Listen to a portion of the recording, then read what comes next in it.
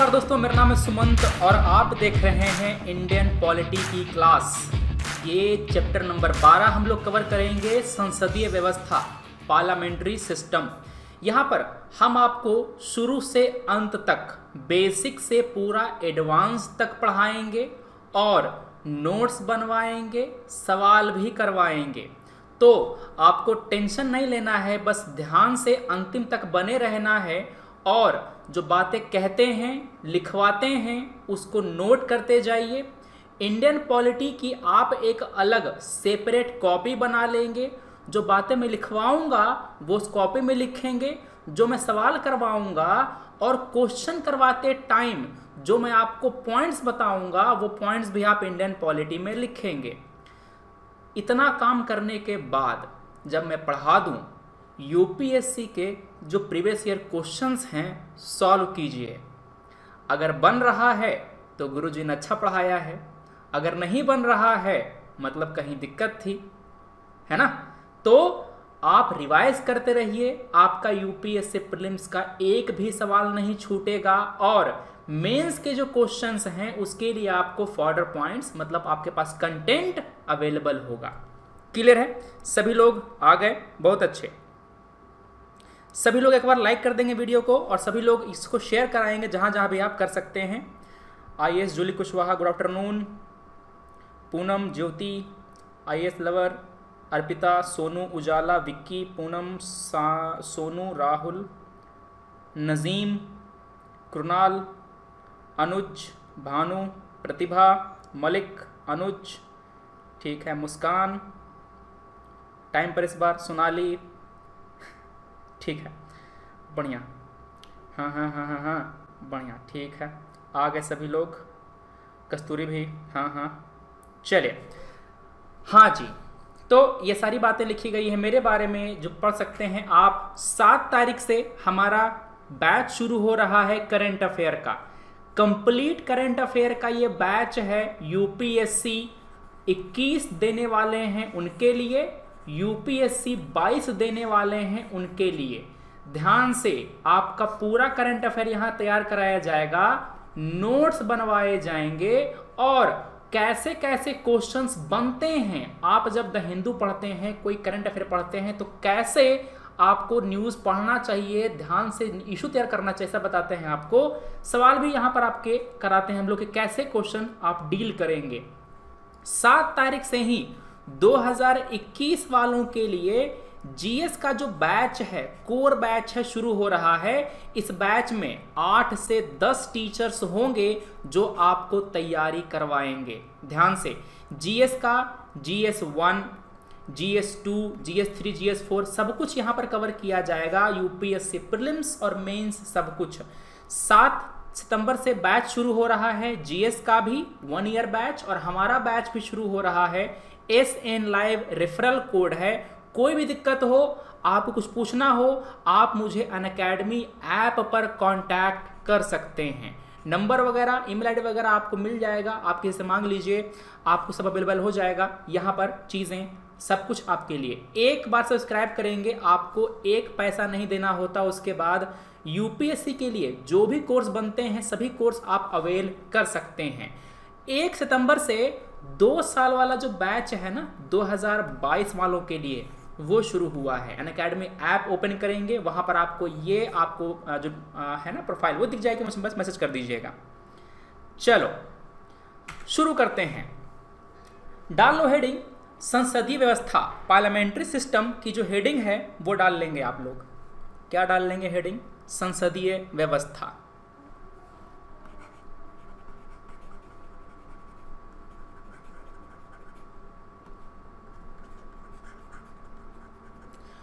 Parliamentary system जो है ना वो एक प्रकार है, जैसे कि आप आम खाते हैं, आम के अलग अलग प्रकार होते हैं। एक होता है लंगड़ा आम, है ना, एक होता है मालदा आम।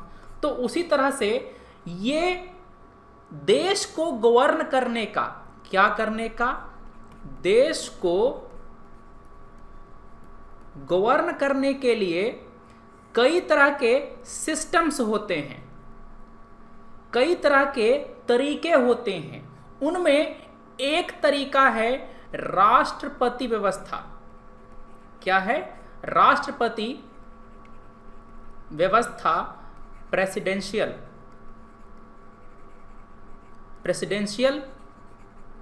सिस्टम। और दूसरा क्या है?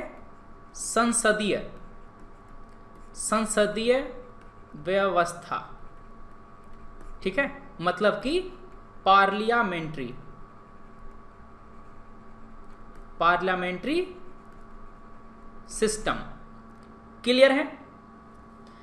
हम लोग करेंगे क्या, दोनों व्यवस्थाओं को हम लोग बारी बारी से पढ़ेंगे कि प्रेसिडेंशियल सिस्टम की क्या बातें हैं खास, संसदीय व्यवस्था की क्या बातें हैं खास, और दोनों में अंतर क्या है, दोनों में बढ़िया क्या है, दोनों में खराब क्या है, और क्या कारण है कि भारत में संसदीय व्यवस्था ही अडॉप्ट करी गई, ना कि प्रेसिडेंशियल सिस्टम। क्या आपको पता है कि अभी से कुछ दशक पहले एक कमेटी बनाई गई थी? क्या किया गया था? एक कमेटी बनाई गई थी। उस कमेटी को यह काम दिया गया था कि पता करो कि हमारे यहाँ संसदीय व्यवस्था कैसी चल रही है। अगर अच्छी चल रही है तो बढ़िया, अगर नहीं चल रही है तो क्या हमको प्रेसिडेंशियल सिस्टम लाना चाहिए क्या? समझ गए? कमेटी ने बोला कि ना, सब चिल है, सब ठीक है, कोई दिक्कत नहीं है, हमारे पॉलिटिशियन राज कर रहे हैं, मत लाइए वरना दिक्कत हो जाएगा। ठीक है, तो करते क्या है, हमारे यहाँ व्यवस्था क्या है पहले वो देखते हैं। हमारी व्यवस्था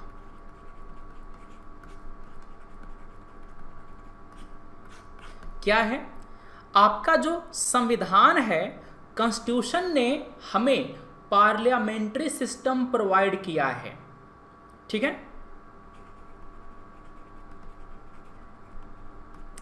कॉन्स्टिट्यूशन प्रोवाइड्स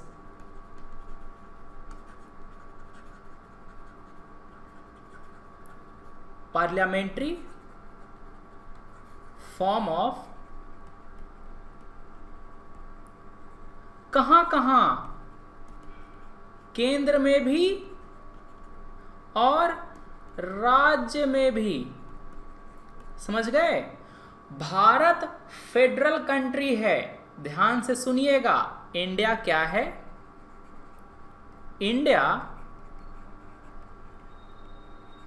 फेडरल कंट्री है। 3 लेवल हैं गवर्नमेंट के। सर 2 ही ना होता है? नहीं, 3 लेवल हैं गवर्नमेंट के। एक होता है केंद्र,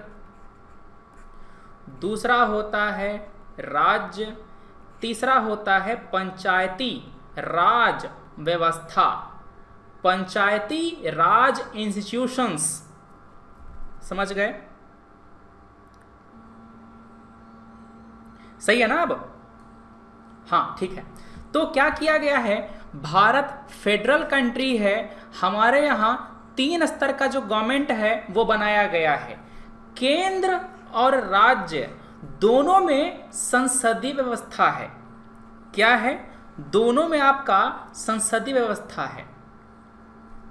ठीक है, जो केंद्र में व्यवस्था है उसको प्रोवाइड करता है अनुच्छेद नंबर 74 और 75,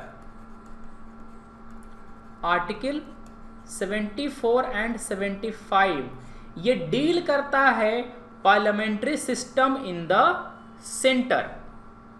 राज्य में आर्टिकल 163 एंड 164। ठीक है, लिख लीजिएगा इसको।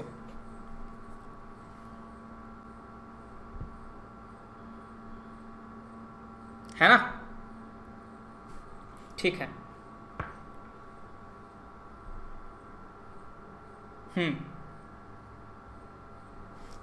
आगे देखो, ये जो हमने डिवीजन किया है प्रेसिडेंशियल और पार्लियामेंट्री सिस्टम में, अंतर क्या होता है, सबसे मेन अंतर क्या है? आखिर ये जो डिवीजन है वो किस आधार पर है? डिवीजन किस आधार पर है? डिवीजन का आधार क्या है?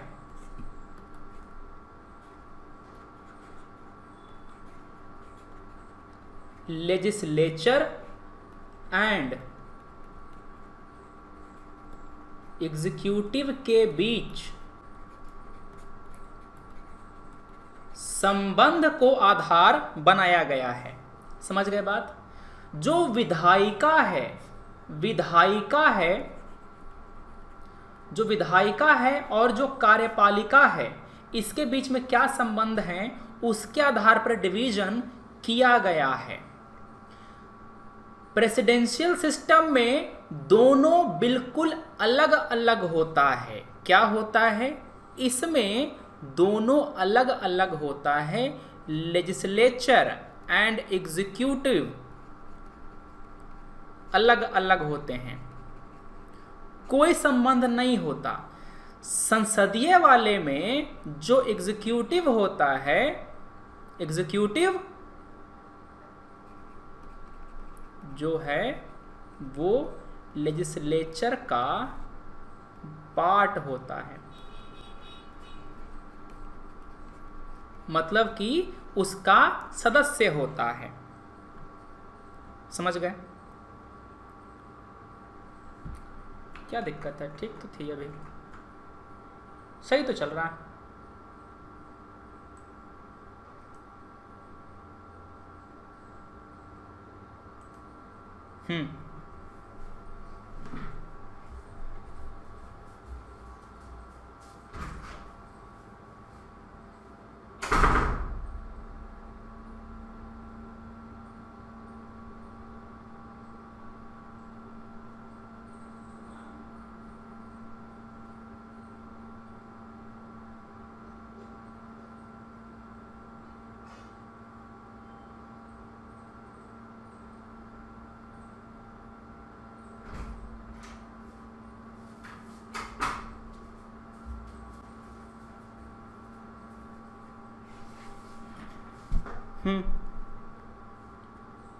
सही है अभी? ठीक है, चलो। तो यहां पर हमने देखा कि जो एग्जीक्यूटिव है और जो लेजिस्लेचर है उसके बीच में संबंध कैसा है, इसके आधार पर हम लोग बांटते हैं अलग अलग, राष्ट्रपति में और संसदीय व्यवस्था में। ठीक है, बढ़िया। आपका जो संसदीय व्यवस्था है और दोनों में अंतर देखते हैं।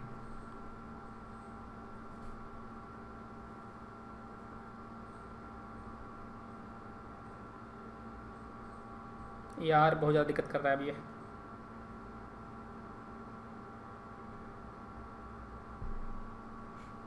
अभी ठीक है, चलो आगे देखते हैं। जो आपका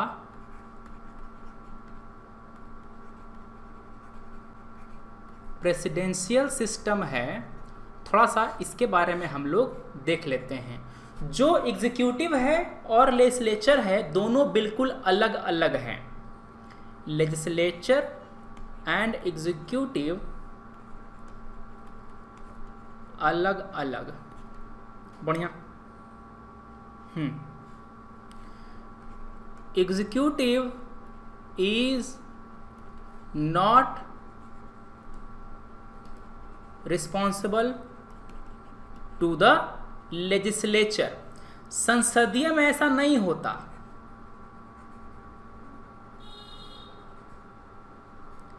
पार्लियामेंट्री फॉर्म ऑफ गवर्नमेंट में ऐसा नहीं होता।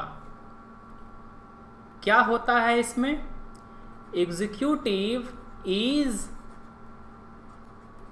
Part of legislature, executive is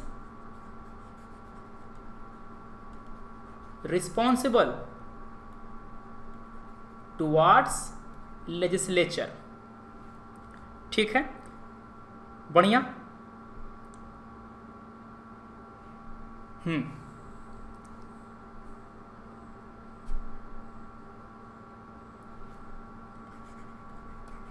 for its policies and acts. ठीक है।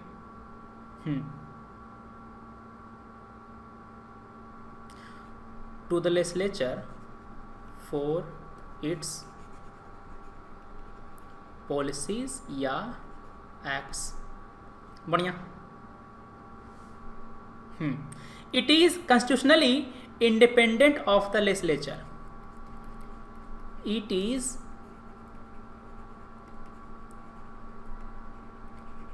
constitutionally independent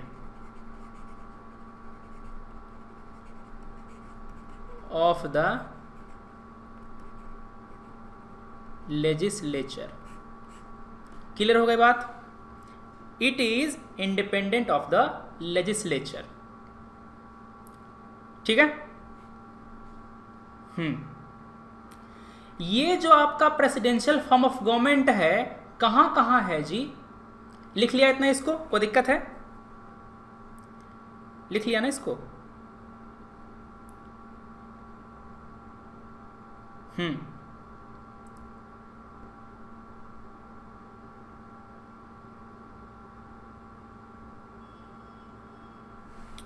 चलो कोई बात नहीं, क्लास एकदम लगातार चलती रहेगी। कभी कभी इंटरनेट का इशू हो जाता है, किसी के हाथ में नहीं है। अब इतना स्पीड वाला लगा करके भी कभी कभी, डेली तो नहीं होती थी।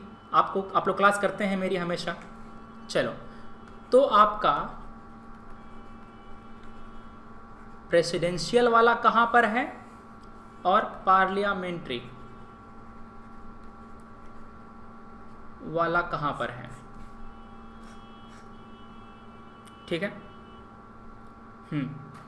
जो पार्लियामेंट्री सिस्टम है उसको हम लोग कैबिनेट गवर्नमेंट,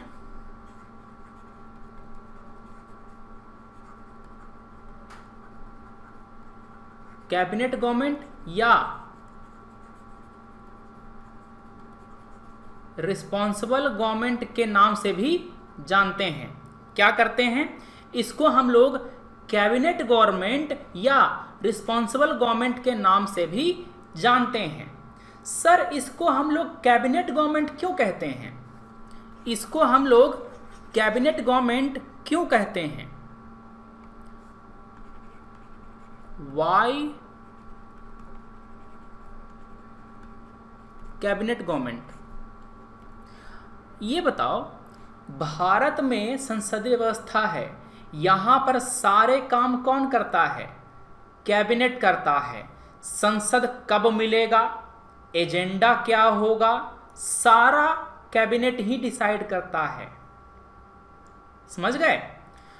इसी कारण से कैबिनेट का रोल बहुत ही ज्यादा है, चूंकि यहां पर प्राइमेसी है कैबिनेट को।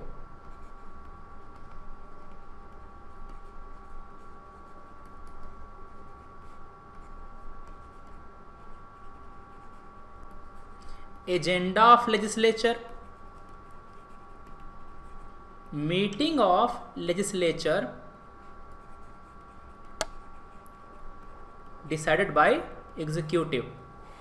ठीक है। एल मतलब लेजिस्लेचर है जी, समझ रहे हो कि नहीं? एल मतलब लेजिस्लेचर, ई मतलब एग्जीक्यूटिव। बार बार लिखने की जरूरत नहीं है, एल और ई लिखो, लिखने में आसानी रहेगा। ठीक है। कहां कहां मिलता है ये? कनाडा है, सबसे पहले तो ब्रिटेन हो गया। कहां कहां मिलता है ये? ब्रिटेन में, ब्रिटेन से आ गया इंडिया में, ये मिलता है कनाडा में भी। क्लियर है? जापान में मिलता है ये, जापान में भी ये मिलता है। जापान के जो प्रधानमंत्री हैं शिंजो आबे जी, उन्होंने हाल में ही इस्तीफा दिया है। जापान के प्रधानमंत्री शिंजो आबे जी ने हाल में ही इस्तीफा दिया है। ठीक है। ये तो बातें हो गई पार्लियामेंट्री फॉर्म ऑफ गवर्नमेंट की बेसिक्स। ठीक है। इसको कैबिनेट सिस्टम में, कैबिनेट जो होता है वो न्यूक्लियर होता है पावर का। Cabinet is the nucleus of power, nucleus of power. Cabinet government क्यों कहते हैं हम लोग अभी आपको ये बता रहे हैं, ठीक है। इसको रिस्पॉन्सिबल गवर्नमेंट क्यों कहते हैं अब ये बताएंगे। लिख लिया इसको, लिख लिया इसको। चलो अगला लिखो, why it is called responsible government.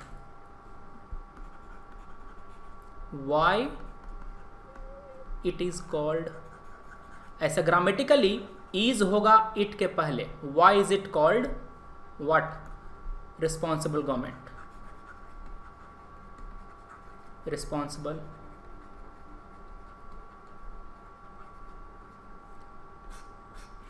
क्योंकि जो आपका एग्जीक्यूटिव है, executive is collectively responsible to the, ठीक है, हाँ, cabinet is accountable to the parliament, is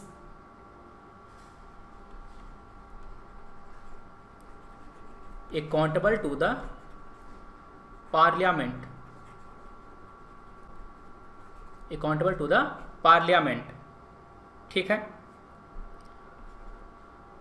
office में तब तक बना रहेगा जब तक इसको हाउस का कॉन्फिडेंस रहेगा।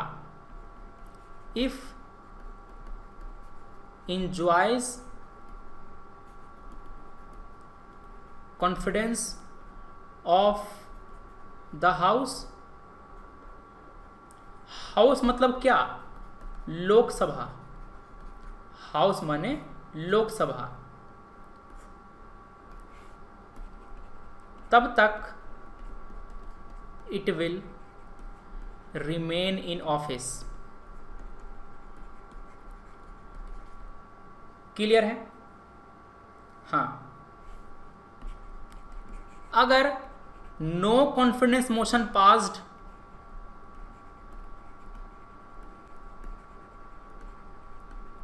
अगर नो कॉन्फिडेंस पास होता है ना तो रिजाइन कर देना पड़ता है, रिजाइन कर दो, सरकार गिर जाएगी, गवर्नमेंट फॉल्स। क्लियर है, हाँ। संसदीय व्यवस्था को हम लोग वेस्टमिंस्टर मॉडल भी कहते हैं, वेस्टमिंस्टर,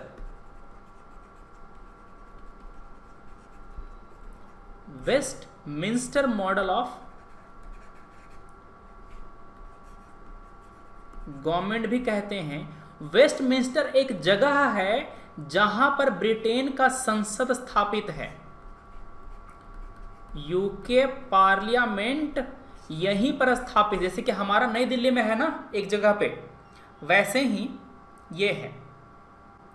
समझ गए, इसको कैबिनेट गवर्नमेंट क्यों कहते हैं, इसको रिस्पॉन्सिबल गवर्नमेंट क्यों कहते हैं, समझ गए कि नहीं समझ गए, कोई दिक्कत है?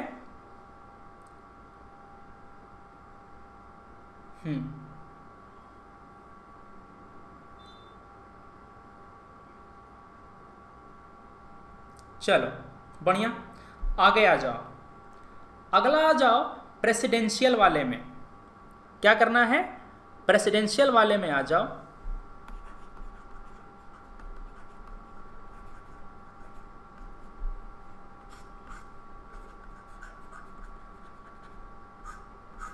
बढ़िया, इसको non responsible, non parliamentary, fixed executive system भी कहते हैं। ये क्या है, non responsible, fix executive, fixed executive government भी कहते हैं इसको।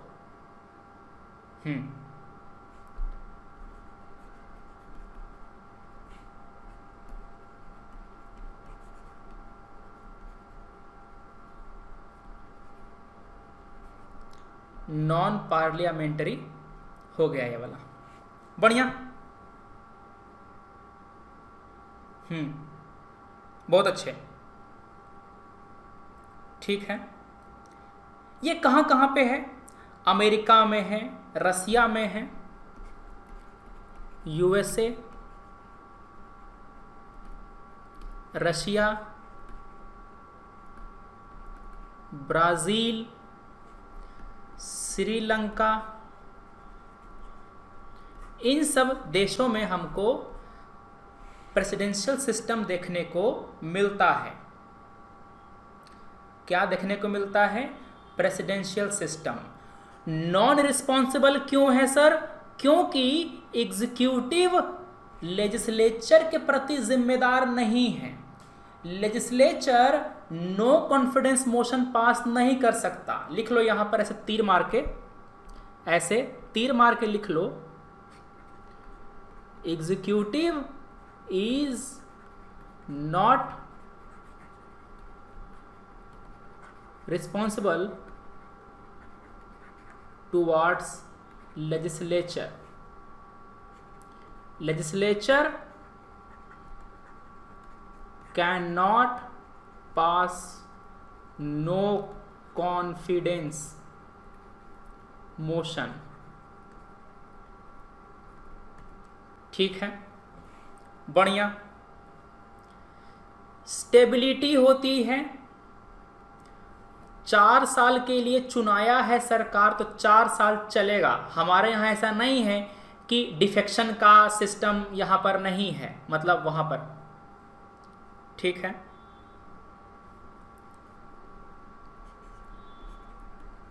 नो इशू ऑफ डिफेक्शन, इसीलिए स्टेबल गवर्नमेंट होता है, स्टेबल गवर्नमेंट बनता है। ठीक है,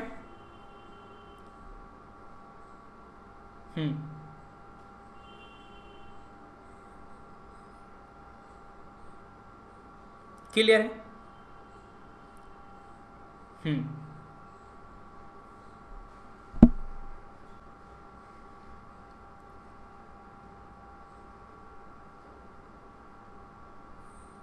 चलो आगे।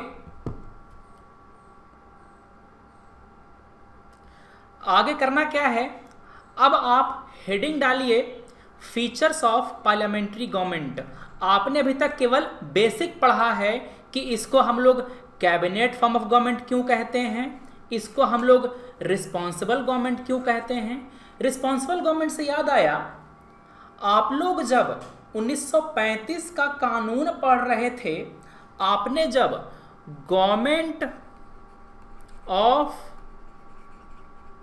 इंडिया एक्ट 1935 पढ़ा तो वहां पर प्रोविंस में रिस्पॉन्सिबल गवर्नमेंट की स्थापना करी गई थी। क्या किया गया था? प्रोविंस में रिस्पॉन्सिबल गवर्नमेंट की स्थापना करी गई थी। रिस्पॉन्सिबल गवर्नमेंट इन प्रोविंस था कि नहीं था? याद है कुछ? तो रिस्पॉन्सिबल गवर्नमेंट मतलब क्या? रिस्पॉन्सिबल का मतलब ये होता है मंत्रिमंडल। मंत्रिमंडल जो है वो हाउस के प्रति अकाउंटेबल होगा, रिस्पॉन्सिबल होगा। ठीक है, जो आपका प्रेसिडेंट है या गवर्नर है वो काउंसिल ऑफ मिनिस्टर के एडवाइस पर काम करेगा। ठीक है,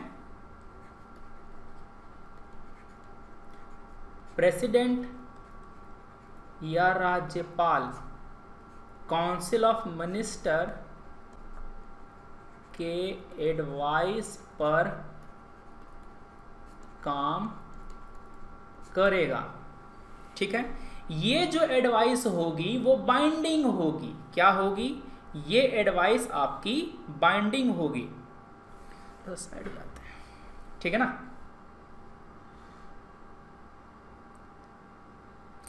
अमन पूछ रहा है फर्स्ट एमंग इक्वल का मतलब क्या होता है सर? अमन ने पूछा फर्स्ट अमंग, बहुत ही बेहतरीन सवाल होता है ये। देखो, ये जो टर्म आया था वो तब आया था जब सरदार वल्लभ भाई पटेल और जवाहरलाल नेहरू के बीच में कुछ बहस हुई थी, कुछ कहा सुनी हुई थी, डिस्प्यूट हुए थे। आपको पता है कि PM is appointed bye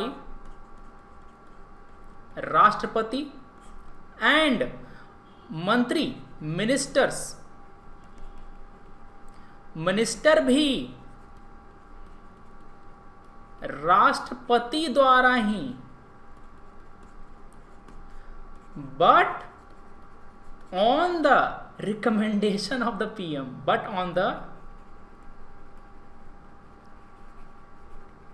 recommendation of the PM. यहां पर प्रधानमंत्री को यह घमंड हो जाता है कि चूंकि हमने तुमको अपॉइंट कराया है तो हम तुमसे बड़े हो गए। पटेल जी ने कहा कि चचा ऐसा नहीं है समझ गए तुम चचा, हम सरदार। तो उन्होंने कहा कि नहीं, ऐसा नहीं है, प्रधानमंत्री बाकी मंत्रियों के जितना ही है, बस वो हम में से लीडर है, and that's why he is first among equal. प्रधानमंत्री काउंसिल ऑफ मिनिस्टर का हेड होता है, कैबिनेट का भी हेड होता है, बस यही अंतर है बाकी मंत्रियों में और प्रधानमंत्री में। एक बात और है, प्रधानमंत्री अगर चाहे तो इस्तीफा दे देगा, सरकार गिर जाएगी। तो PM is first among equal. समझ गए? अब कोई दिक्कत है यहां पे?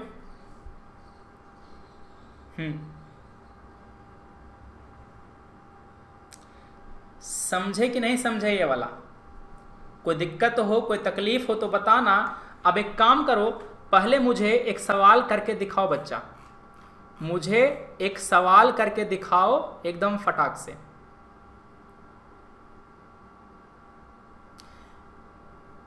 ये बताओ इनमें से कौन सा फीचर है पार्लियामेंट्री सिस्टम का?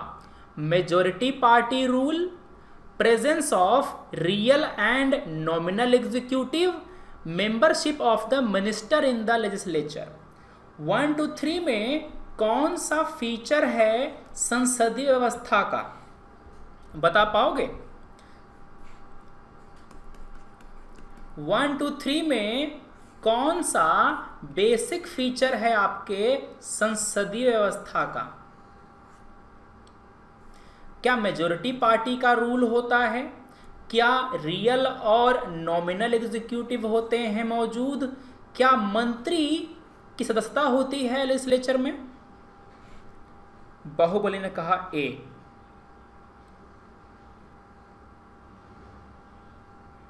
यस ने कहा बी। ना ना ना, वेद का सही है, भानु का सही है, बाहुबली का ठीक है।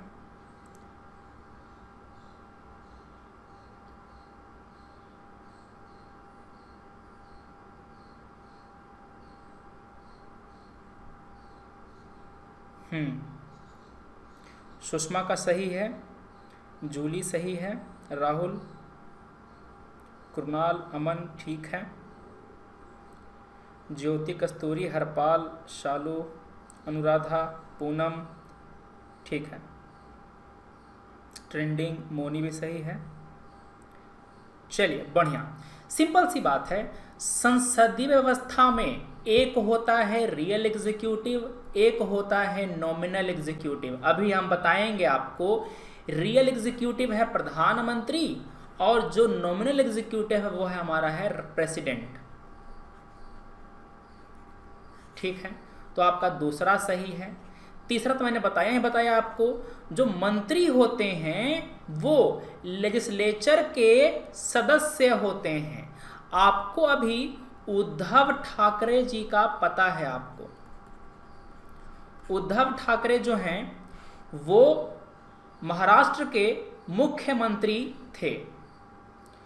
6 महीने तक मैक्सिमम मैक्सिमम 6 महीने तक ही आप बने रह सकते हैं मुख्यमंत्री या फिर मंत्री बिना लेजिस्लेचर का मेंबर बने, मगर 6 महीने के बाद आपको हटा दिया जाएगा अगर नहीं रहते हैं आप तो। इसी कारण से उद्धव ठाकरे को लेना पड़ा मेंबरशिप। किसका मेंबरशिप लेना पड़ा? महाराष्ट्र की काउंसिल का, महाराष्ट्र के लेजिस्लेचर का। क्लियर है बात, है ना? ये पहली बार हुआ है कि ठाकरे परिवार पावर में रहा है और आपका जो लेजिस्लेचर है उसका मेंबर बना है। होता क्या था, ये जो परिवार है वो पावर से बाहर रह करके सरकार चलाता था। सरकार चलाते थे यही लोग, बस पावर से बाहर रह करके। तो आपका 1, 2, 3 तीनों सही है। आपका ए है जो करेक्ट आंसर है। क्या है? ए है जो आपका करेक्ट आंसर है। हो गई बात? चलो आगे आ जाओ। आगे हम लोग पढ़ते हैं फीचर्स ऑफ पार्लियामेंट्री गवर्नमेंट। यहां पर आपको ज्यादा क्लियर होगा। ये कल शुरू करेंगे इसको, बस आप तुम हेडिंग डाल लो, फीचर्स ऑफ पार्लियामेंट्री गवर्नमेंट। जो आपका 8 अक्टूबर है, 8 अक्टूबर से हमारा करंट अफेयर का जो नया बैच है वो शुरू हो रहा है उन दोस्तों के लिए जो 2021 का 2022 का अटेम्प्ट देने वाले हैं। ध्यान से, यहाँ पर आपके लिए पीटी और मेंस का जो सारा पूरा करंट अफेयर है, पूरा मतलब कि इंटरनेशनल रिलेशन, इकोनॉमी, ज्योग्राफी, आपका पॉलिटी में जो भी नए इश्यूज आते हैं, कोई भी इन्वायरमेंट का कोई इशू आया हो, कोई भी क्रिटिकली इंडेंजर्ड सब बातें प्रीलिम्स के लिए और मेंस के लिए, दोनों के लिए। इन्वायरमेंट इम्पैक्ट असेसमेंट का जो नई पॉलिसी आई है उसके बारे में सब कुछ पढ़ेंगे यहाँ पर। तो आपका करंट अफेयर ये कंप्लीट हो जाएगा। आपको इसके अलावा कुछ और नहीं करना है, जितना हम करवाते हैं, जितना हम लिखवाते हैं। सबसे मेन बात यहाँ पे तो नोट्स लिखवाते हैं। नोट्स आपको रिवाइज करते रहना है, सवाल वहीं से आएंगे क्योंकि पहले भी वहीं से आए हैं। ठीक है? डिस्काउंट 45% का डिस्काउंट तो खैर है ही, आपको जो मेरी पूरी गाइडेंस है वो मिलती है यहाँ पर, और आपके इससे बेहतरीन मार्क्स, इससे कहीं बेहतरीन मार्क्स आएंगे जब आप इस तरह से नोट्स बना करके पढ़ाई करेंगे। ठीक है दोस्तों, चलिए शुरू करते हैं हम लोग। सब पता है यहाँ पर कोड वर्ड एसन लाइव आपका रेफरल कोड है, अप्लाई करके मुझे मैसेज कर देना बस कि हाँ सर अप्लाई ऐसे यूज़ यहाँ पर सब्सक्राइब कर लिया है, आपको सारे कोर्स में वहाँ पर इनरोल कर देंगे। चलो बातें करते हैं हम लोग आगे अपने जो संसदीय व्यवस्था है उसकी। हमने पहले पढ़ाया था जो पार्लियामेंट्री सिस्टम है उसके बारे में। जो देश को गवर्न करने का सिस्टम जो होता है 2 तरह का होता है। एक होता है प्रेसिडेंशियल सिस्टम, दूसरा होता है पार्लियामेंट्री सिस्टम, संसदीय व्यवस्था। दोनों के बारे में मैंने आपको बताया था, दोनों में खास बातें क्या हैं और दोनों का डिवीजन किस आधार पर किया गया है, लेजिस्लेचर और एग्जीक्यूटिव के बीच में किस तरह का संबंध है, उसके आधार पर ये जो डिवीजन है वो किया गया है। यहाँ पर जो हमारा व्यवस्था है वो पार्लियामेंट्री सिस्टम की व्यवस्था भारत में अपनाई गई है, केंद्र में भी और राज्य में भी। ध्यान सुनिएगा, केंद्र और राज्य दोनों में संसदीय व्यवस्था है हमारा। ये सब बातें मैंने पढ़ ली, बस मैं आपको रिवाइज करा रहा हूं तुरंत, आपको 2 मिनट में। ठीक है? केंद्र में डील करता है आर्टिकल नंबर 74, 75, राज्य में डील करता है 163, 164 नंबर आर्टिकल। भारत में जो फेडरेशन है वो 3 लेयर का है, केंद्र सरकार, राज्य सरकार और पंचायती राज व्यवस्था भी हमारे यहाँ है। क्लियर बात है? आगे आ जाओ। जो हमारा प्रेसिडेंशियल सिस्टम है और जो आपका पार्लियामेंट्री फॉर्म ऑफ गवर्नमेंट है, दोनों में अंतर क्या है मोटा मोटा ये हमने आपको पहले बता दिया है। आखिर पार्लियामेंट्री सिस्टम को हम लोग कैबिनेट गवर्नमेंट क्यों कहते हैं, रिस्पॉन्सिबल गवर्नमेंट क्यों कहते हैं, ये सारी बातें आपको मैंने पिछली क्लास में एक्सप्लेन कर दिया था। अब जो आपका प्रेसिडेंशियल सिस्टम है उसकी खास बातें क्या हैं? यहाँ पर जो एग्जीक्यूटिव होता है वो लेजिस्लेचर के प्रति रिस्पॉन्सिबल नहीं होता, मतलब यहाँ पर कोई भी नो कॉन्फिडेंस मोशन का सिस्टम नहीं होता।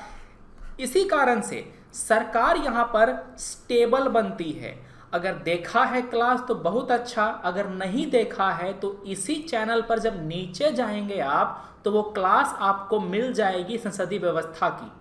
समझ गए बात? या करेंगे क्या, इस लेक्चर के कमेंट में नीचे मैं पिन करवा दूंगा उस क्लास का लिंक, वो आप देख लीजिएगा। चलो आगे, मैंने बताया था कि जो हमारा काउंसिल ऑफ मिनिस्टर में जो प्रधानमंत्री होता है वो फर्स्ट एमंग इक्वल कहलाता है, और जो फीचर है आपके पार्लियामेंट्री सिस्टम की वो हम अब यहाँ पर पढ़ने वाले थे। क्या पढ़ने वाले थे? जो आपका व्यवस्था है उसका जो फीचर है वो अब यहाँ पर हम लोग पढ़ेंगे विस्तार से। चलो, तो आप जो हेडिंग है वो डाल लो, अब फट से हेडिंग है वो डाल लो। और मैंने आपको बताया था कि आपको इस तरह का जो नोट्स है वो बनवाना है, आपको नोट्स बनाना है। पेज का जो फोटोकॉपी वाला पेज होता है ना उसका नोट्स बनाइएगा, जो कॉपी होती है उसका नोट्स मत बनाना, क्योंकि कॉपी वाले में आप पेजेस ऐड नहीं कर पाएंगे, आप इसमें पेजेस ऐड कर पाएंगे अगर कहीं पर कुछ और आपको जोड़ना हो। मैंने कुछ क्वेश्चन कराया, मैंने कुछ एमसीक्यू में कुछ लिखवाया, आप बस बीच में पेज जोड़ देना, हो जाएगा काम, है कि नहीं? चलिए, तो लिखिए, जो आपका पहला फीचर है वो क्या है? हमारे यहाँ संसदीय व्यवस्था में नॉमिनल और रियल एग्जीक्यूटिव होता है। नॉमिनल एंड रियल एग्जीक्यूटिव होता है, ठीक है। जो हमारा नॉमिनल है, नॉमिनल मतलब नाम मात्र का, नाम मात्र का, दिखावटी एग्जीक्यूटिव है कि चलो वो है। हमारे यहां कौन है? राष्ट्रपति। राष्ट्रपति हमारे यहां नॉमिनल एग्जीक्यूटिव है, इसको हम लोग कॉन्स्टिट्यूशनल हेड भी कहते हैं।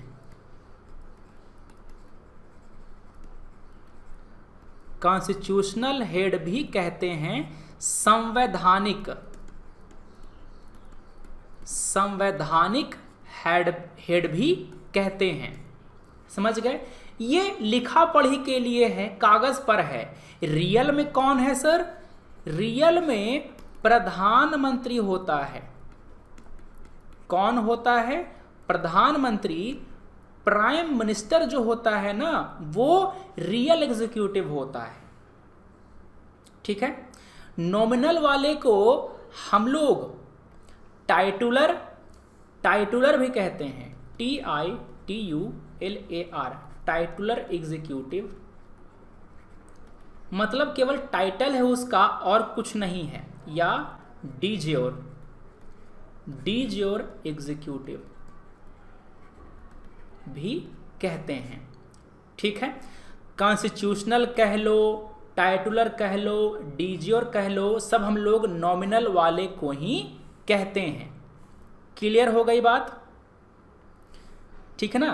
बात आपकी यहां पर क्लियर हो गई। अब आ जाओ रियल वाले में। रियल वाले को हम क्या कहते हैं सर? रियल वाले को हम डी फैक्टो कहते हैं। डी फैक्टो एग्जीक्यूटिव कहते हैं। क्लियर है? ये प्रधानमंत्री होता है। बढ़िया, कोई दिक्कत है? ठीक है।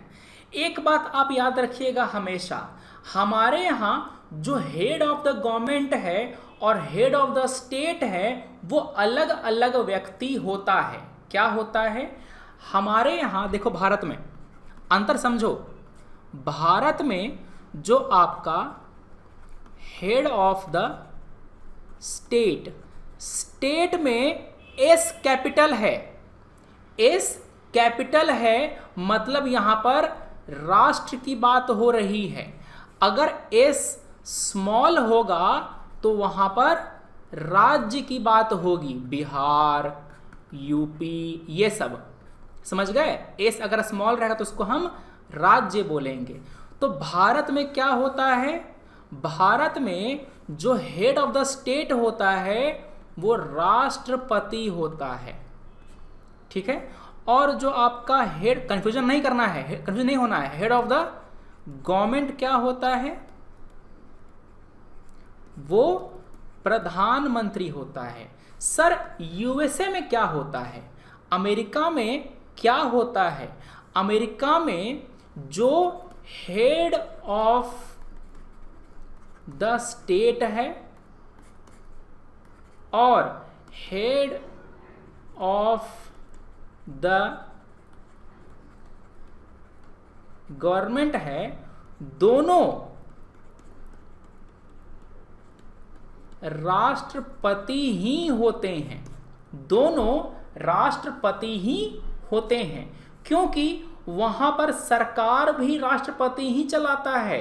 भारत में सरकार कौन चलाता है, प्रधानमंत्री चलाता है कि नहीं। यहां पर सरकार प्रधानमंत्री चलाता है। क्लियर है। आपका एक अनुच्छेद है आर्टिकल 74, अनुच्छेद 74 आर्टिकल 74, ये कहता है कि एक काउंसिल ऑफ मिनिस्टर होगा। लिखते जाना, अगर आपको पता है ये सब तब भी लिखते जाना है, क्योंकि आपको अभी पता है, बाद में आप भूल जाएंगे। और जिस तरह से पढ़ा रहे हैं एक स्ट्रक्चर वे में आपको सब बातें याद रहेंगी, क्योंकि मेंस का पेपर जो है GS2 का, यहां पर पढ़ना है आपको कंपैरिजन ऑफ द कॉन्स्टिट्यूशन। क्या पढ़ना है बेटा, कंपैरिजन ऑफ द कॉन्स्टिट्यूशन, संविधानों की तुलना पढ़नी है आपको। वो मैं आपको यहां पर साथ साथ में करवा दे रहा हूं। सिलेबस खोलना GS2 का, वहां पर मिलेगा आपको कंपैरिजन ऑफ द कॉन्स्टिट्यूशन। चलो, तो कहता क्या है, काउंसिल ऑफ मिनिस्टर होगा। कौन हेड करेगा बेटा इसको, हेडेड बाय प्रधानमंत्री, हेडेड बाय PM। मंत्रिमंडल का अध्यक्ष प्रधानमंत्री होगा, ठीक है। विल एड एडवाइस किसको, aid and advice the president. मंत्रिमंडल एडवाइस देगा राष्ट्रपति को। क्लियर है। और जो आपका एडवाइस होगा वो बाइंडिंग होगा। जो करने के लिए कह दिया ना, करना पड़ेगा। क्या समझे, एडवाइस जो है वो राष्ट्रपति पर बाइंडिंग होगा। मान लो कि राष्ट्रपति ने कहा एक बार दोबारा रिकंसिडर कीजिए ना, मंत्रिमंडल ने जो एडवाइस दिया, राष्ट्रपति ने कहा आपने एडवाइस दिया है, हमको इसमें कुछ त्रुटि लग रहा है, आप इसको क्यों नहीं दोबारा रिकंसिडर करते, भेज दिया उसको वापस। मान लो कि मंत्रिमंडल ने दोबारा वही एडवाइस भेज दिया, तो क्या करेगा, राष्ट्रपति इस बार उसको मानेगा। राष्ट्रपति अब नहीं लौटा सकता। समझ गए बात, राष्ट्रपति एडवाइस को अब नहीं लौटा सकता। बढ़िया। तो पहला पॉइंट क्या हो गया, nominal and real executive. Clear हो गई बात। चलो अब दूसरा पॉइंट लिखो। दूसरा पॉइंट में क्या होगा बच्चा, दूसरे पॉइंट में क्या होगा, मेजॉरिटी पार्टी की रूल होती है। Majority party rule. Majority party का मतलब क्या होता है सर, मेजॉरिटी पार्टी का मतलब वो पार्टी जिसको सबसे ज्यादा सीटें मिली हैं, जिसको सबसे ज़्यादा सीटें मिली हैं, आधे से ज़्यादा सीटें मिली हैं, वही सरकार बनाएगा। क्लियर है?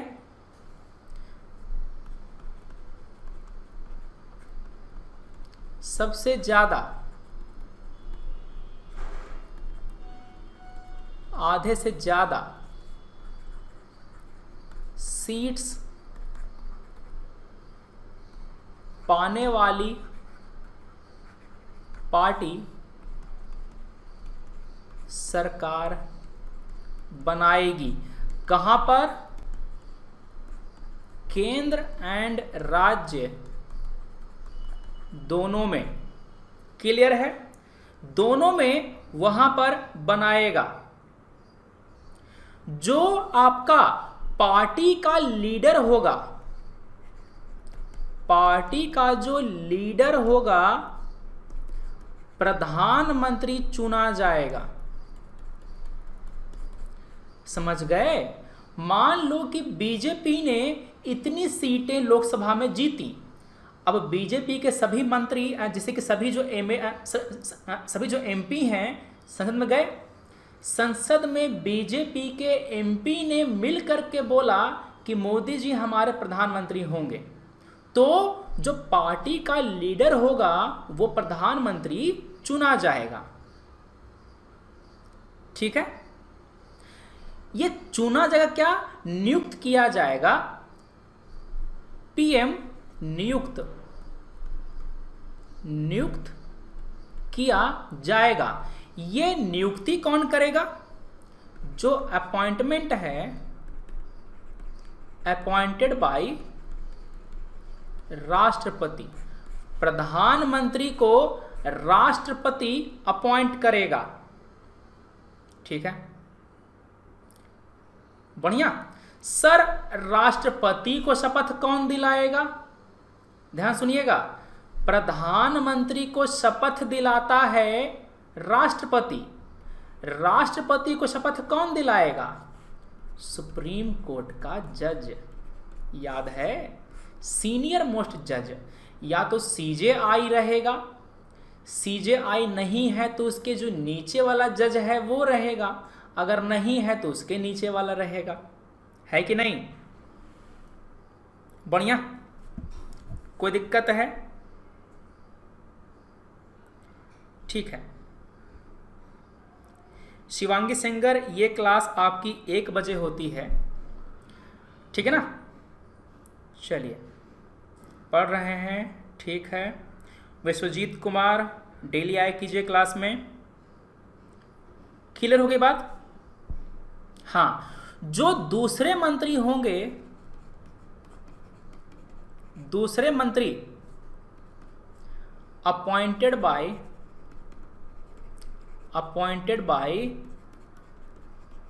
राष्ट्रपति ऑन द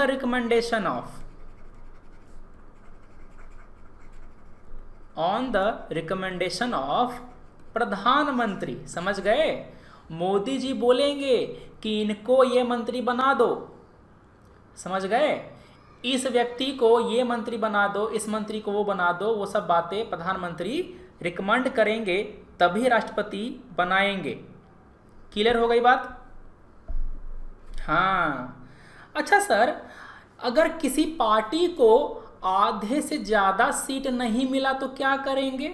गठबंधन बनेगा, कोलिशन बनेगा। कोलिशन में समस्या क्या होती है? कोलिशन बनेगा और इसमें एक से ज्यादा पार्टी होंगे। अब चूंकि एक से ज्यादा पार्टी होंगे तो सबका गोल अलग अलग होगा, सबका एजेंडा अलग अलग होगा, तो इसी कारण से एक कॉमन मिनिमम प्रोग्राम बनता है। कॉमन मिनिमम प्रोग्राम बनता है। फॉर एग्जाम्पल, महाराष्ट्र में जो अलग अलग पार्टी ने सरकार, देखो बिहार का ले लो एग्जाम्पल, बिहार में जो जनता दल यूनाइटेड है और जो बीजेपी है, इनका गठबंधन की सरकार चल रही है। अब दोनों का कहना अलग अलग है, तो करते क्या है ना कि दोनों मिल करके कुछ बातों पर एग्री हो जाते हैं कि हम लोग ये काम करेंगे, शराबबंदी कर देंगे, रोड बना देंगे, नौकरी नहीं देंगे किसी को, नदी नाला एकदम खराब रखेंगे, कोई काम नहीं करेंगे सरकार में। तो यहाँ पर एक मिनिमम जो काम करना है वो यहाँ पर डिफाइन कर लेते हैं, कॉमन मिनिमम प्रोग्राम कहते हैं उसको। ये होता है तब जब कोलिशन की सरकार हो, गठबंधन की सरकार हो। समझ गए? हाँ,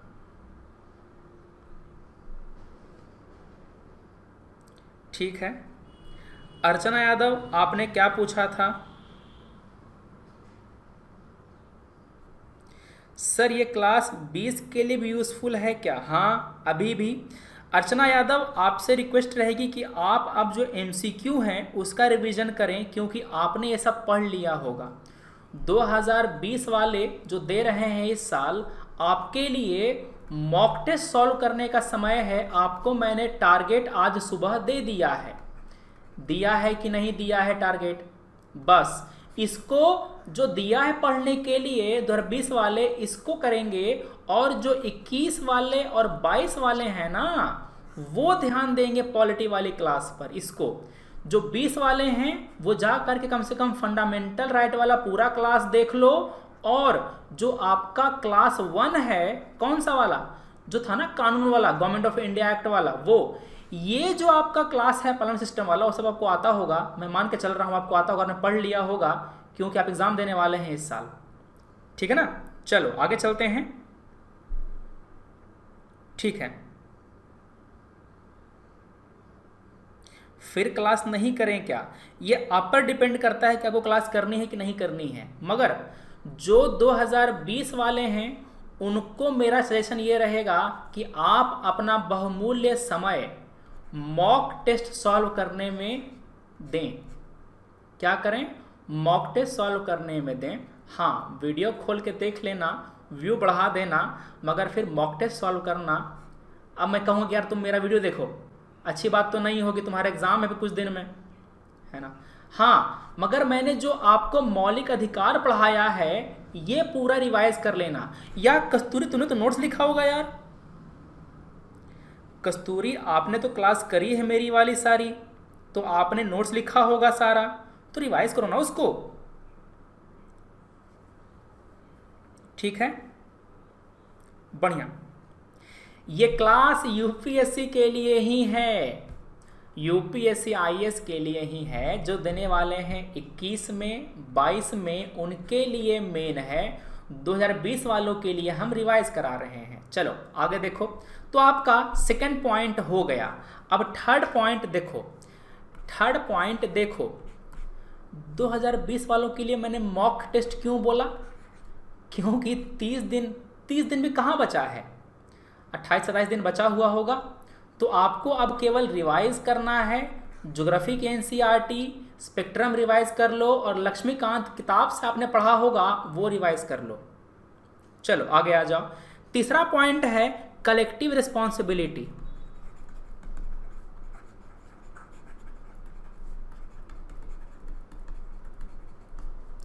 कलेक्टिव रिस्पॉन्सिबिलिटी,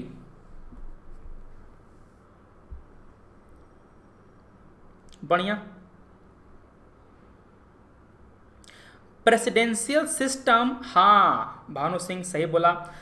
शशि थरूर ने रिकमेंड किया था कि भारत में पार्लियामेंट्री सिस्टम को हटा करके जो आपका राष्ट्रपति का जो सिस्टम है, प्रेसिडेंशियल सिस्टम है, वो लाया जाए। हम बताएंगे आपको सारा, हम आपको सारा बताएंगे। हाँ, जो लोग अभी जा रहे हैं, जा करके पढ़ना है, ये नहीं कि क्लास भी नहीं करी और पढ़ भी नहीं रहे। समझ गए बात? अगर आपको ये सब बातें आती हैं तो कोई दिक्कत नहीं है, मगर अगर नहीं आते तो देखना ही पड़ेगा। है कि नहीं? चलो आगे लिखो।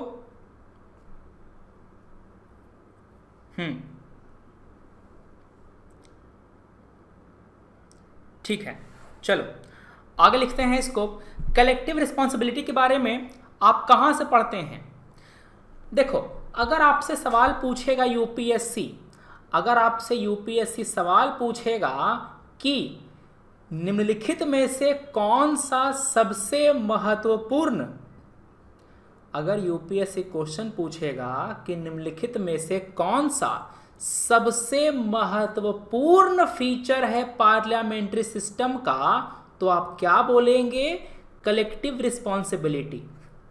क्या बोलेंगे आप? Collective responsibility.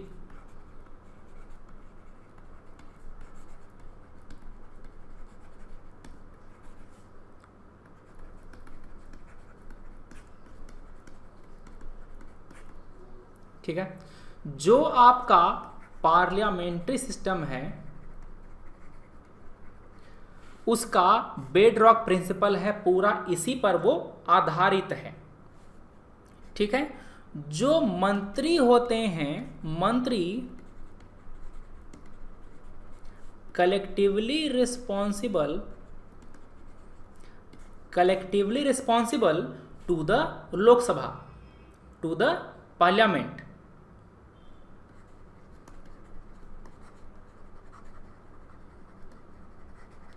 To the parliament. ठीक है, parliament in general and Lok Sabha in particular,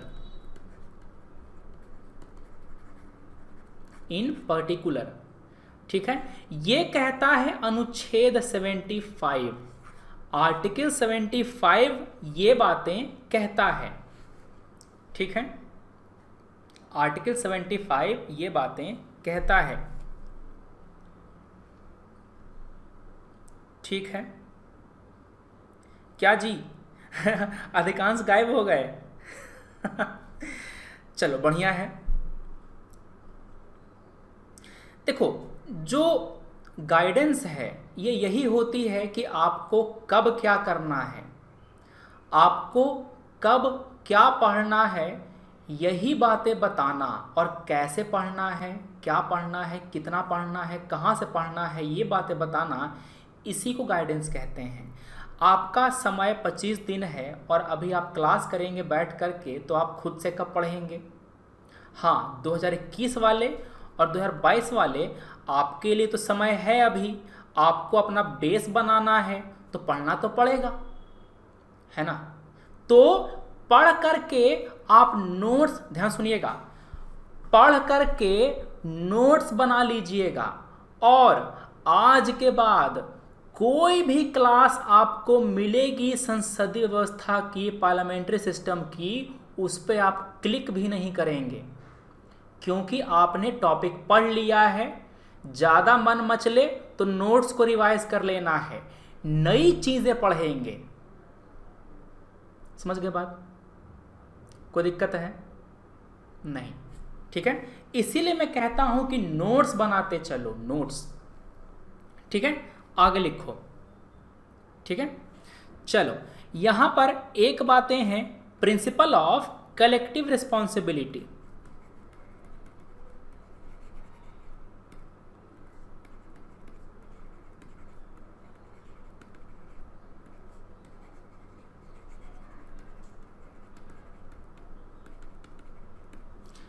principle of collective responsibility. मेरी क्लास में जो पहली बार जुड़े हैं वो आज के बाद से कॉपी लेकर के आएंगे और साथ में नोट्स लिखते चलेंगे। अगर आपने पहले का नोट्स नहीं बनाया है तो क्लास में से किसी से मांग लो, वो आपको नोट्स प्रोवाइड करा देंगे जो उन्होंने अच्छा राइटिंग में लिखा हुआ होगा। ठीक है, किसी तरह से घूस दे करके, चाट वाट खिला करके, रसगुल्ला समोसा खिला करके मांग लो पिछले क्लासेस के नोट्स, या फिर आप जा करके खुद देख सकते हैं क्लास। ठीक है, चलो आगे देखते हैं। तो आपका जो प्रिंसिपल ऑफ कलेक्टिव रिस्पॉन्सिबिलिटी क्या बोलता है? लोकसभा इसका मतलब क्या है? Lok Sabha can remove council of minister, Lok Sabha can remove council of minister, ठीक है, from office by passing a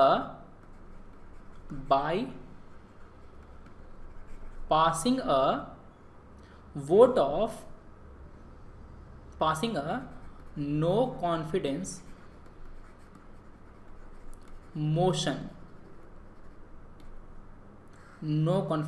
motion। Principle of collective responsibility का मतलब ये होता है कि मंत्रिमंडल लोकसभा के प्रति जिम्मेदार है, लोकसभा के प्रति जवाबदेह है, ठीक है। इसीलिए क्वेश्चन आवर, जीरो आवर, इस तरह के चीज़ें हमारे संसद में, हमारे हाउसेज में होती हैं, है ना। क्लियर है बात। लोकसभा ने अगर अविश्वास प्रस्ताव पास कर दिया, नो कॉन्फिडेंस मोशन पास कर दिया, तो क्या होगा? आपका वहां पर जो मंत्रिमंडल है उसको इस्तीफा देना पड़ेगा, क्योंकि मंत्रिमंडल ने लोकसभा का विश्वास खो दिया होगा। समझ गए बात? चलो चौथा पॉइंट लिखेंगे आप। जो चौथा पॉइंट है वो आप लिखेंगे। चौथा पॉइंट क्या लिखेंगे? चौथा पॉइंट लिखेंगे पॉलिटिकल डबल मेंबरशिप। लिख लो, डबल मेंबरशिप, ठीक है। कैसे सर? हमारे जो मंत्री होते हैं वो लेजिस्लेचर का पार्ट होता है। लिखो यहां पर, मिनिस्टर जो होते हैं वो पार्ट ऑफ लेजिस्लेचर। समझ गए बात? अगर वो मंत्री राज्य के होंगे, अगर मंत्री राज्य का होगा तो विधानसभा का सदस्य होगा। अगर मंत्री केंद्र का होगा तो वो लोकसभा या राज्यसभा का सदस्य होगा। समझ गए बात? अच्छा, विधानसभा या विधान परिषद अगर राज्य में है तो दोनों से आपका काम हो जाएगा। जैसे कि महाराष्ट्र में विधानसभा, विधान परिषद दोनों है। महाराष्ट्र में विधान परिषद भी है ना। तो जब उद्धव ठाकरे पर समस्या आई, उद्धव ठाकरे ने क्या किया मुख्यमंत्री बने रहने के लिए? मंत्री बने रहने के लिए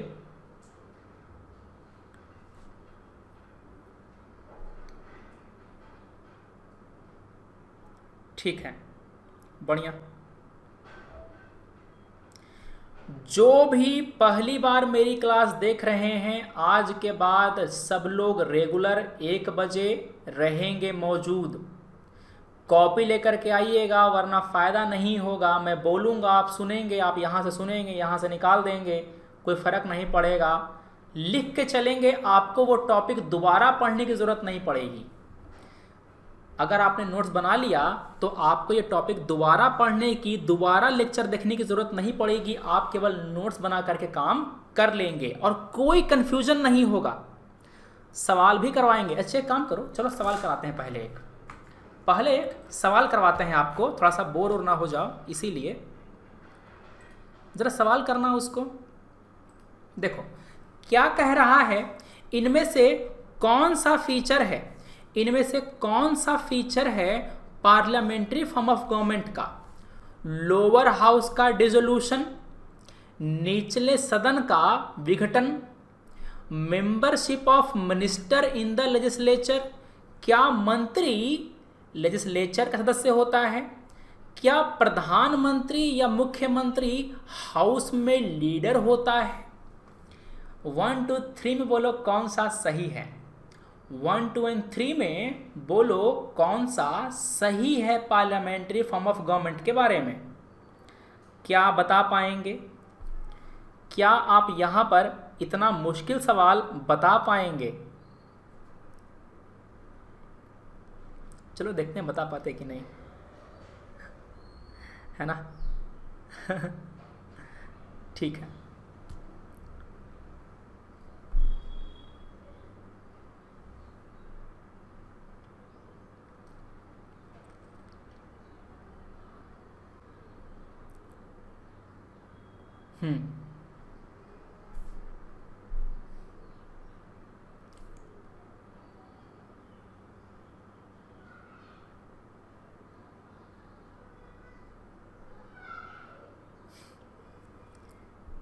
सही। अरे क्या किया ये?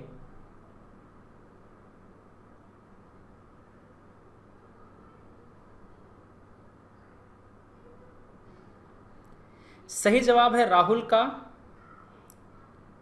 राहुल के बाद, अरे केवल राहुल का सही जवाब है और किसी का जवाब सही नहीं है। किसी का भी जवाब सही नहीं है राहुल के अलावा। बी क्या सोच के लगा रहे हैं आप? बी क्या सोच, अच्छा आगे पढ़ाया नहीं है इसीलिए, मगर तब भी आप लगा सकते हैं। देखो ध्यान से, मैंने क्या बताया आपको, अभी मैंने क्या लिखवाया, जो मंत्री होते हैं वो लेजिस्लेचर का सदस्य होता है। अगर वो मंत्री राज्य का है तो सदस्य किसका होगा? विधानसभा का या विधान परिषद का, है ना। मतलब कि लेजिस्लेटिव काउंसिल या लेजिस्लेटिव असेंबली, है ना। अगर मंत्री केंद्र में रहे तो मेंबर किसका होगा? लोकसभा का चाहे राज्यसभा का। हाँ जी, मेंबरशिप तो है, पक्का है। लीडरशिप ऑफ द पीएम, अभी ना मैंने बताया कि बीजेपी के जो सारे एमपी होंगे चुन करके बोलेंगे कि हाँ मोदी जी हमारा नेता होगा, यही पीएम बनेगा। अभी अभी मैंने लिखवाया है। लिखवाया है कि नहीं लिखवाया है? चलो देखते हैं लिखवाया है क्या। देखो यहां पे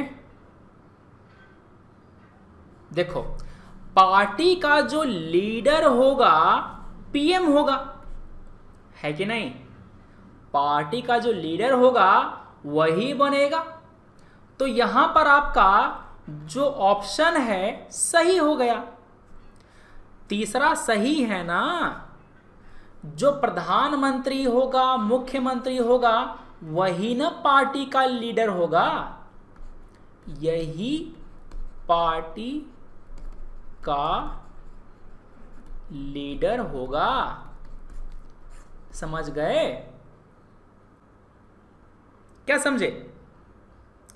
चलो दूसरा तीसरा हमको पता है कि सही है। दूसरा और तीसरा हमको पता है कि सही है। मेरा आंसर क्या होगा? केवल एक ही ऑप्शन है जहां पर 2 और 3 है। केवल एक ही ऑप्शन है ना जहां पर 2 और 3 है, और कोई तो ऑप्शन नहीं है। तो मेरा आंसर डी हो गया, है कि नहीं। हाँ, क्वेश्चन मैं टफ बना सकता था अगर मैं बी की जगह पर 2 और 3 ओनली कर देता। अगर मैं 2 और 3 ओनली कर देता तो आपको पता करना पड़ता कि मेरा पहला सही है कि नहीं। पहला सही है। लोअर हाउस विघटित हो सकता है, जैसे कि लोकसभा जो हमारा है ना, इसका विलय तो होता ही है हर 5 साल के बाद। 5 साल के बाद लोकसभा दोबारा चुनी जाती है ना। क्या राज्यसभा चुनी जाती है? नहीं। राज्यसभा परमानेंट हाउस होता है, 6 साल का इनका होता है कि नहीं है? 6 साल का होता है, परमानेंट हाउस होता है। क्या मैंने ये सब नहीं पढ़ाया है? कितना आसान सवाल है, मगर एकदम फंडामेंटल क्वेश्चन है। क्लियर हो गया? चलिए आगे हम लोग जो अपनी बातें हैं वो करते हैं। क्या पढ़ रहे थे? Double membership. क्या पढ़ रहे थे जी? Double membership. बढ़िया, ठीक है। तो यहां पर आपने देखा कि जो मिनिस्टर हैं,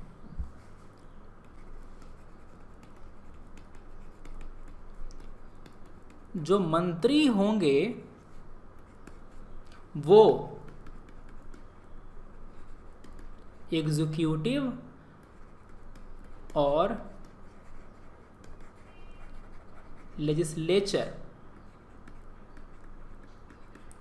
दोनों के सदस्य होंगे। समझ गए?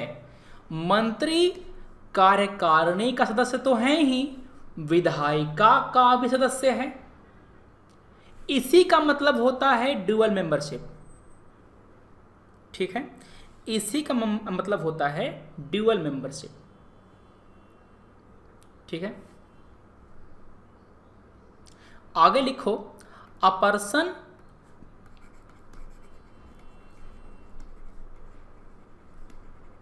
Can not become a minister without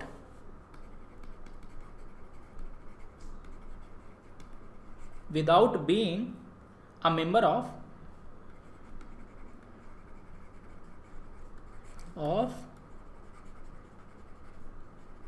parliament. समझ गए? क्लियर है? ठीक है, बस 6 महीने के लिए बन सकता है। 6 महीने के भीतर उसको मेंबरशिप लेना पड़ेगा। ठीक है, अगर कोई मंत्री लिखो आगे। ठीक है, अ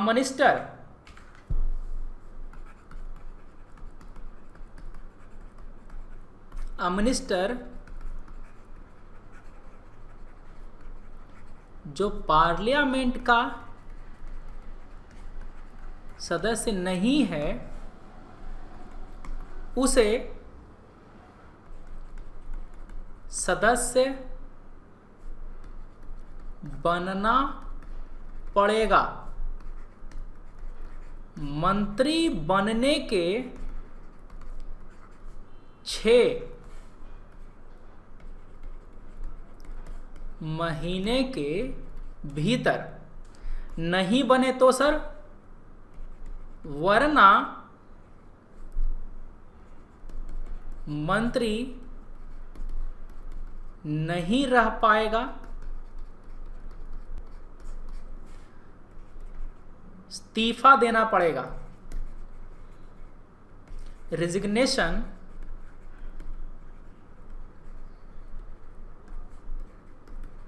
देना पड़ेगा। क्या आपको इससे आसान भाषा चाहिए? क्या आपको इससे आसान भाषा चाहिए?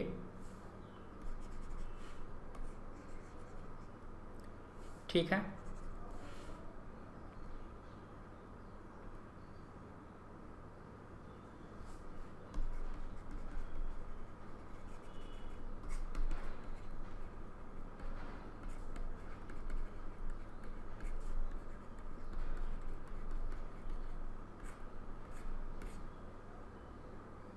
बढ़िया।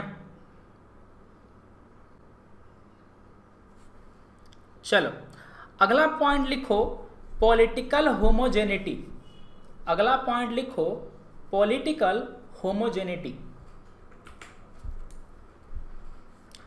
कौन सा पॉइंट है जी? 5वां है ना?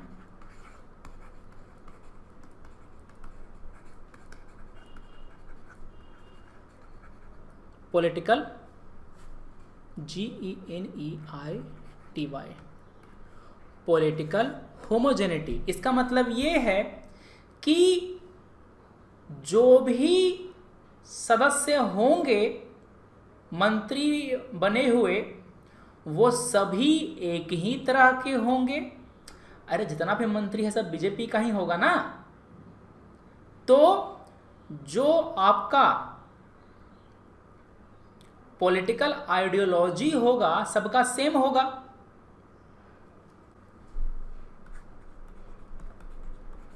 मंत्री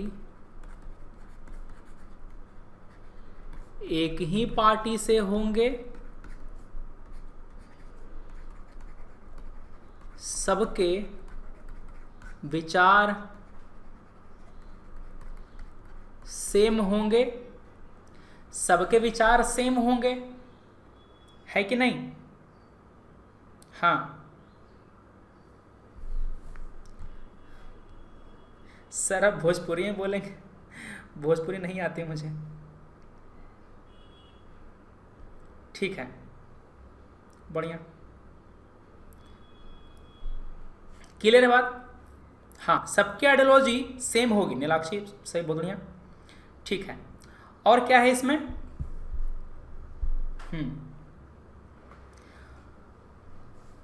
कंसेंसस बनेगा, कंसेंसस बनेगा। अगर कोalition गवर्नमेंट बनती है तो कंसेंसस मतलब आम सहमति, आम सहमति रहेगी, ठीक है ना?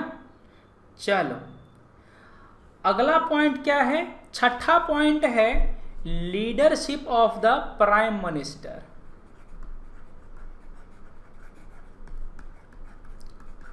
ऑफ द प्राइम मिनिस्टर या सीएम। पीएम होगा केंद्र में, सीएम होगा राज्य में। इसको हम कल करेंगे। अभी कुछ क्वेश्चंस कर लेते हैं, है ना? मजा आएगा, क्या बोलते हो? अभी कुछ क्वेश्चंस कर लेते हैं, मजा आएगा। चलो सवाल करना, इनमें से कौन कौन सा फीचर है पार्लियामेंट्री फॉर्म ऑफ गवर्नमेंट का? अभी जो मैंने आपको सारा पढ़ाया है उसी का मैं बस टेस्ट ले रहा हूं, ठीक है?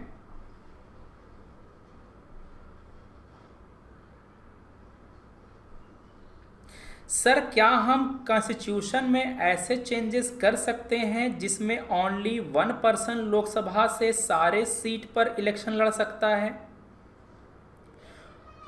1 पर्सन लोकसभा के सारे सीट पर इलेक्शन क्यों लड़ेगा? उसको एक ही सीट है ना? नहीं, अभी एक व्यक्ति मैक्सिमम 2 सीट पर से चुनाव लड़ सकता है। वर्तमान में एक व्यक्ति 2 सीट से चुनाव लड़ सकता है। पिछला बार जब इलेक्शन हुआ था तो मोदी जी कहाँ से चुनाव लड़े थे? एक लड़े थे चुनाव गुजरात से और दूसरा लड़े थे बनारस से, है ना? तो मोदी जी ने 2 सीट से चुनाव लड़ा था, तो 2 सीट से ज़्यादा नहीं हो सकता। अगर लड़वाना है तो उसमें फिर अमेंडमेंट करने होंगे कानून में। हाँ, अभी ये स्पेशल क्लास, ध्यान सुनिएगा, जो लोग पॉलिटी पढ़ रहे हैं मुझसे अभी 2 बजे से 2:15 बजे से मैं स्पेशल क्लास लूँगा पॉलिटी की, और यहाँ पर मैं यूपीएससी के बारे में पढ़ाऊँगा। एक संवैधानिक बॉडी है और मैं वहाँ पर MCQs भी करवाऊँगा। क्लियर है बात? तो सब लोग वहाँ पर पधार जाएंगे। क्या आंसर बाबू इसका? देखो, एग्जीक्यूटिव जो होगा वो लेजिस्लेचर के प्रति जिम्मेदार होगा। बात सही है। क्या है यहां पर? बात सही है। दूसरा देखो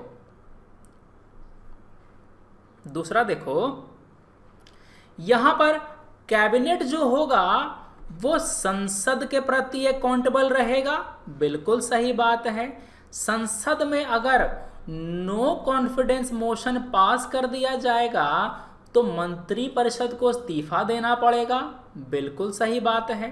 तो पहला सही है, दूसरा सही है, तीसरा सही है क्या? तीसरा में कह रहा है इंटीग्रेटेड जुडिशरी। ये क्या होता है सर? भारत में जुडिशरी इंटीग्रेटेड है।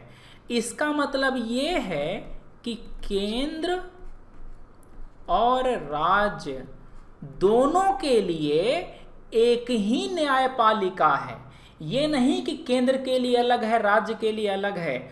हाई कोर्ट सुप्रीम कोर्ट है मगर वो एक ही है। सुप्रीम कोर्ट के नीचे आता है हाई कोर्ट, और हाई कोर्ट भी केंद्र के लॉ को इन्फोर्स कर सकता है। लिखो इसको पहले, चुपचाप भूल जाओगे तुम।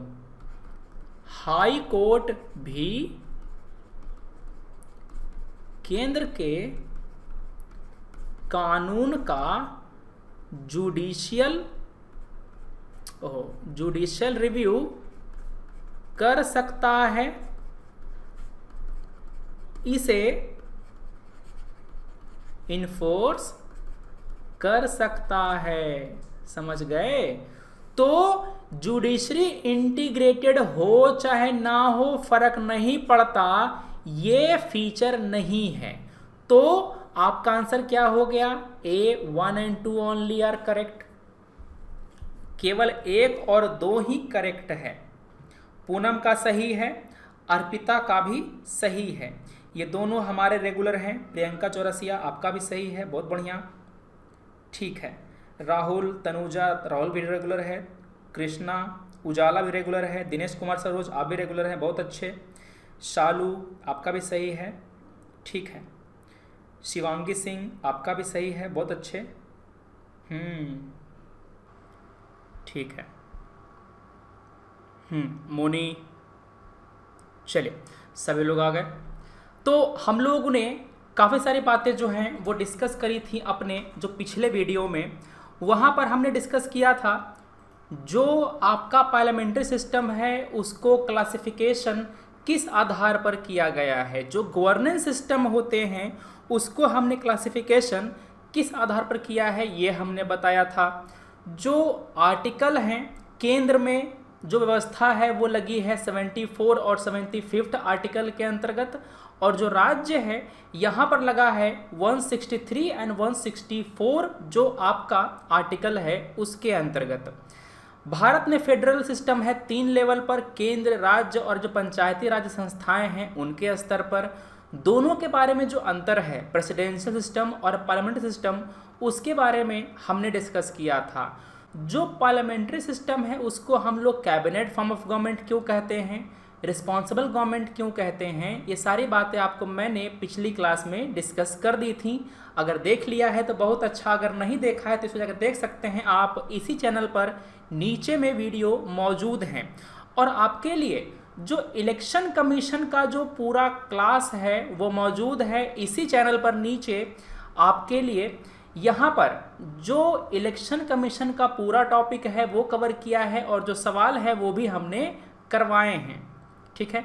तो कल हमने डिस्कस किया था जो पार्लियामेंट्री गवर्नमेंट का फीचर क्या है, उसको नॉमिनल एग्जीक्यूटिव, रियल एग्जीक्यूटिव, दोनों में अंतर क्या होता है, मेजॉरिटी पार्टी रूल का मतलब क्या होता है, जो आपका मिनिमम कॉमन प्रोग्राम है उसको क्या होता है, कलेक्टिव रिस्पॉन्सिबिलिटी आर्टिकल 75 इसके बारे में डिस्कस किया था हमने। जो डबल मेंबरशिप होती है हमारे जो मंत्रिमंडल है उसकी, वो भी हमने आपको बताया था। फिर political homogeneity, leadership of the prime minister and CM in the house, ये हमको डिस्कस करना था, ठीक है। तो इसको हम लोग अभी डिस्कस करेंगे, क्लियर है, ठीक है। हेमंत शर्मा पूछ रहे हैं सर प्रीवियस क्लास कहाँ मिलेगी। प्रीवियस क्लास आपको इसी चैनल पर नीचे में जाएंगे ना वीडियो आपको मिलेगी। वीडियो पर लक्ष्मीकांत का जो किताब है उसका थंबनेल मिल जाएगा आपको, मतलब वो वीडियो मेरी है, आपको मेरा फोटो भी इस वीडियो पर मिल जाएगा। मैंने पढ़ाया है स्टडी IQ में, मैंने काम किया है चाणक्य IAS और फोरम IAS के लिए भी। यहाँ पर सारी बातें मेरे बारे में लिखी गई हैं। और जो 8 अक्टूबर है वहाँ से आपको हमारा जो फुल करंट अफेयर का बैच है, जो हमारा कंप्लीट बैच है वो शुरू होने वाला है यूपीएससी प्रीलिम्स और यूपीएससी मेंस के लिए। 8 तारीख से हम लोग एकदम बेसिक से, मैं कुछ भी एज्यूम नहीं करूँगा कि आपको ये पता है वो पता है, कुछ नहीं, एकदम बेसिक से। तो जो लोग एग्ज़ाम देने वाले हैं 2021 में 2022 में, उनके लिए सबसे अच्छा मौका है, सबसे अच्छा कोर्स है करंट अफेयर का। आपको इसके अलावा कुछ और नहीं करना है ध्यान से, मगर नोट्स आपको रिवाइज करते रहने, जो आपको लिखवाऊंगा यहाँ पर इस कोर्स में। हम आपको कोर्स में आपको जो नोट्स है वो लिखवाते हैं, और देखो डिस्काउंट तो मिलता है, ये तो ठीक है। आपको जो मेरी पूरी गाइडेंस मिलती है यूपीएससी प्रीलिम्स मेंस और इंटरव्यू के लिए, डैफ वगैरह भरने में से पूरा हेल्प करते हैं उसमें, और आपका जो ऑप्शनल की क्लास है वो भी इस पे अवेलेबल हो जाएगी, मिल जाएगी। एक भी पैसा आपको एक्स्ट्रा खर्चा नहीं करना होता SN लाइव जब आप कोड यूज़ करते हैं तो। मेरे अलावा कोई भी टीचर हो उसकी भी आप कोर्स देख पाएंगे, ये कोर्स जब आप, ये जो कोड जब आप यूज़ करेंगे। SN लाइव ये आपका रेफरल कोड है, इसको यूज़ करना है। 8 तारीख से आपका जो कोर्स है वो करंट अफेयर का शुरू हो रहा है।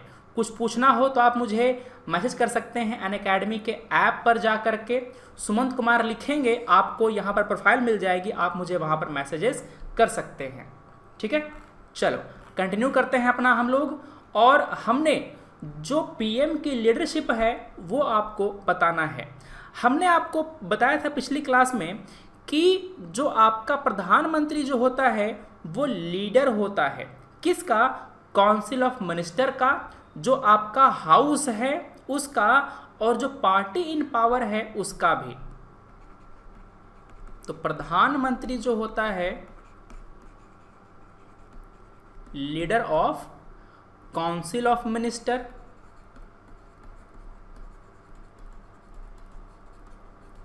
जो मंत्रिमंडल है इसका तो नेता वो होता ही है। जो आपका संसद है, संसद का भी नेता होता है, पार्लियामेंट का भी ये नेता होता है। क्लियर है, बढ़िया। फिर अगला क्या है, यहां पर जो पार्टी इन पावर है इसका भी ये जो नेता है वो होता है। क्लियर हो गई बात। तो प्रधानमंत्री इन 3 चीज का नेता होता है। जब प्रधानमंत्री है तो मुख्यमंत्री भी होगा, राज्य में जो चीफ मिनिस्टर है वो भी होगा। तो CM किसका नेता होता है, CM भी राज्य का जो काउंसिल ऑफ मिनिस्टर है उसका, जो लेजिस्लेटिव असेंबली होती है उसका, और आपका जो वहां पर पार्टी इन पावर होती है उसका, सेम। ठीक है सर, यूपीएससी की तैयारी बिना गाइडलाइन और कोचिंग के हो सकती है? देखो जसविंदर सिंह, यूपीएससी की तैयारी बिना कोचिंग के तो हो सकती है, एकदम पॉसिबल है, कोई दिक्कत नहीं है। यूपीएससी की तैयारी बिना कोचिंग के हो सकती है, मगर आपको गाइडेंस चाहिए होगा। गाइडेंस क्यों चाहिए होगा? क्योंकि आपको क्या कहाँ से पढ़ना है और कितने समय में पढ़ लेना है, ये सबसे इम्पॉर्टेंट होता है। अगर आपको कोई बताने वाला नहीं रहेगा तो आप जो सही चीज़ें हैं वो नहीं पढ़ पाएंगे, क्वेश्चन पेपर को एनालाइज नहीं कर पाएंगे अच्छे से, और सवाल कहाँ से आते हैं कैसे आता है ये आप नहीं सीख पाएंगे। तो कोचिंग ना रहे तब भी कोई दिक्कत नहीं है, मगर गाइडेंस होनी चाहिए, बिना गाइडेंस के नहीं होगा। ठीक है, बढ़िया। चलो, तो यहाँ पर आपने देखा पार्टी इन पावर के बारे में। अगला जो आपका टॉपिक है 7वां, क्या बोलता है? ये कहता है कि डिसोल्यूशन हो जाएगा लोअर हाउस का। ठीक है,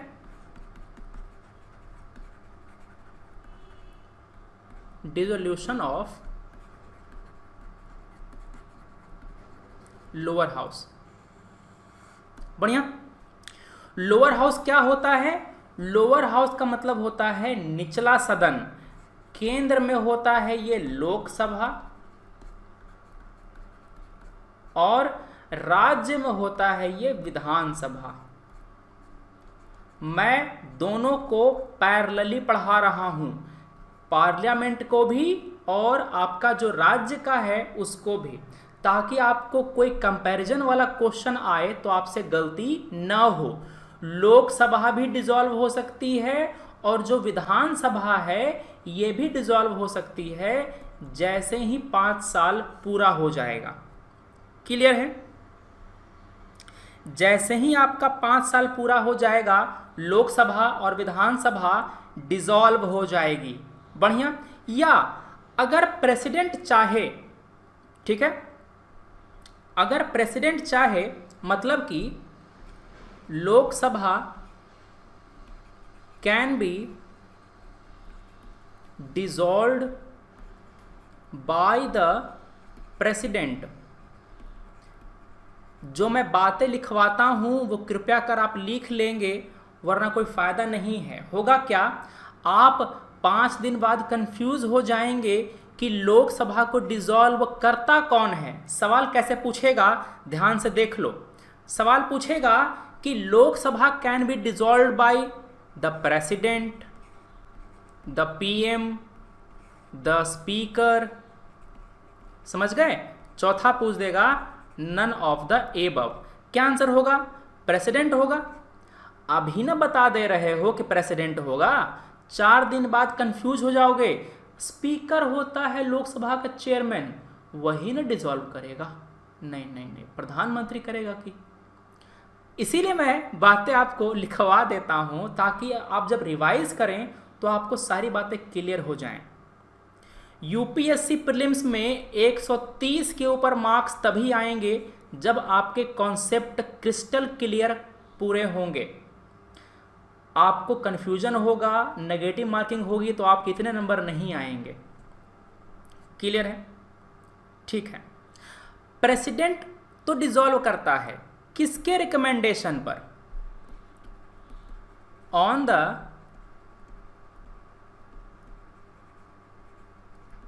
रिकमेंडेशन ऑफ प्राइम मिनिस्टर। समझ गए? प्रधानमंत्री के रिकमेंडेशन पर प्रेसिडेंट जो हैं वो हाउस को डिसॉल्व कर देगा। समझ गए? टर्म खत्म होने के पहले भी कर सकता है। अगर प्रधानमंत्री चाहें तो अभी चुनाव करवा सकते हैं।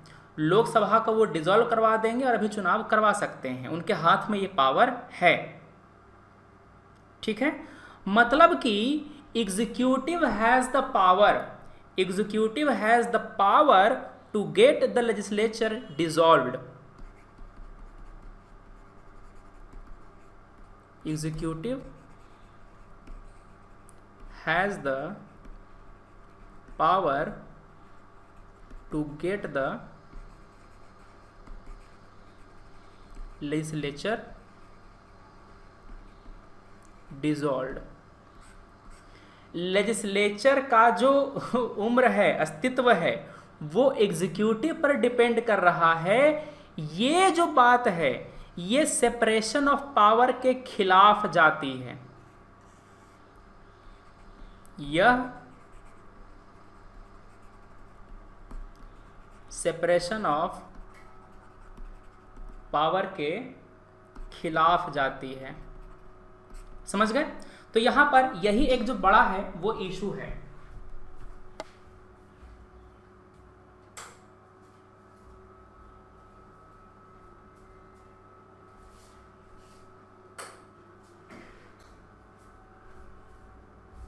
ठीक है?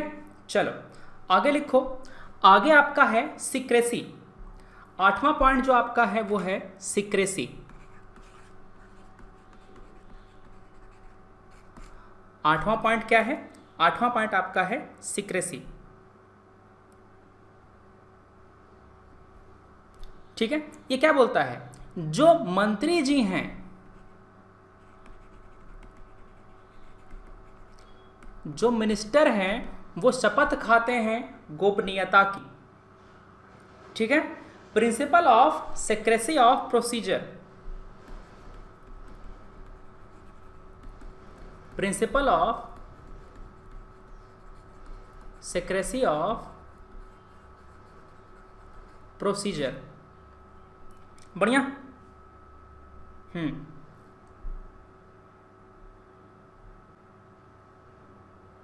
ठीक है।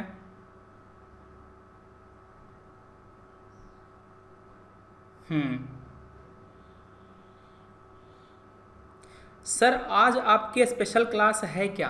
देखते हैं। अगर स्पेशल क्लास हुई तो 4 बजे से होगी। अगर हुई तो 4 बजे से होगी। आपको टेलीग्राम पर उसका लिंक मिल जाएगा। ठीक है, अगर हुई तो आपको लिंक शेयर कर दूंगा, मैं बता दूंगा आपको। क्लियर है? ये जो मंत्री हैं वो गोपनीयता की शपथ खाते हैं।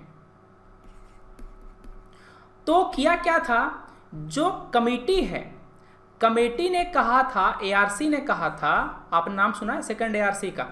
सेकंड एआरसी की एक रिपोर्ट है, उसने कहा था कि मंत्रियों को अब गोपनीयता की शपथ नहीं खानी है, उनको ट्रांसपेरेंसी एंड रिस्पॉन्सिबिलिटी की शपथ खानी है। जो गोपनीयता की शपथ होती थी वो पुराने ज़माने में होती थी, अब उसका कोई उतना अस्तित्व नहीं है, उसका कोई उतना ज़रूरत नहीं है। अब नागरिकों को जितनी ज़्यादा बातें पता रहे उतनी ज़्यादा फायदा होगा। ठीक है, चलो ये हमने पढ़ लिया फीचर ऑफ पार्लियामेंट्री सिस्टम। अगला हम क्या पढ़ेंगे? Feature of presidential government. अगला हम पढ़ेंगे फीचर्स ऑफ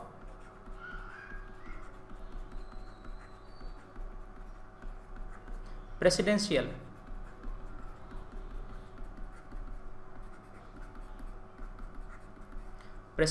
गवर्नमेंट।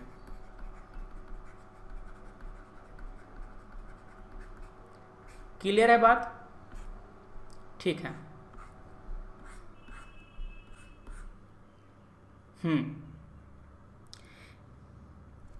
ये जो आपका प्रेसिडेंशियल गवर्नमेंट है ये कहाँ कहाँ पर है, मैंने आपको इसके पहले वाली क्लास में लिखवा दिया है।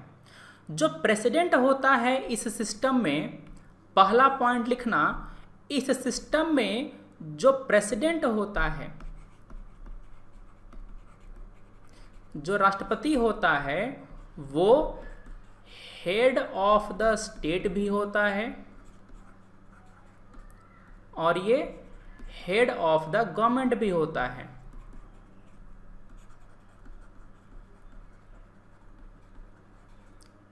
क्लियर है? ये head of the state, head of the government भी होता है। ठीक है, मतलब कि जो एग्जीक्यूटिव ऑर्गन है उसको लीड करता है। हेड ऑफ द गवर्नमेंट का मतलब क्या है? वह एग्जीक्यूटिव का नेतृत्व करता है। बढ़िया, एग्जीक्यूटिव को लीड करता है। हाँ झा जी, बढ़िया, ठीक है। दूसरी बात, प्रेसिडेंट को एक इलेक्टोरल कॉलेज के द्वारा चुना जाता है। प्रेसिडेंट का इलेक्शन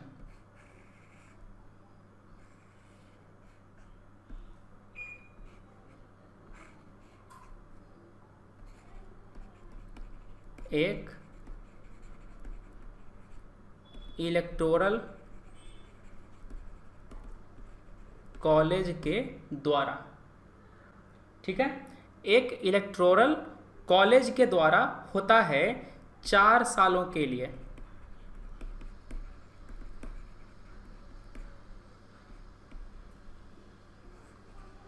ठीक है, हाँ जी, 4 सालों के लिए होता है। बहुत अच्छे। ये लेजिस्लेचर के प्रति रिस्पॉन्सिबल नहीं होता।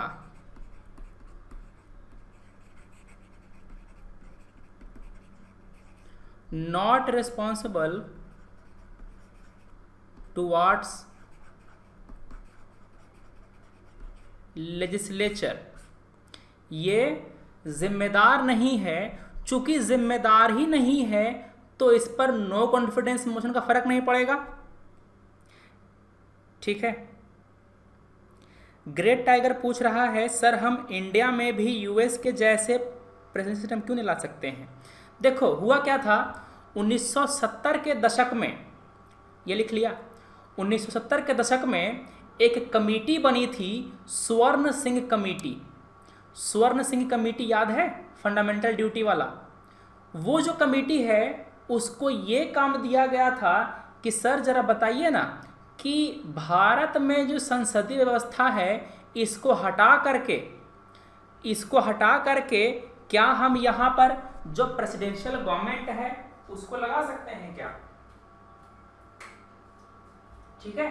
तो जो आपका सिस्टम है इसको लाने की जो बात है वो करी गई थी।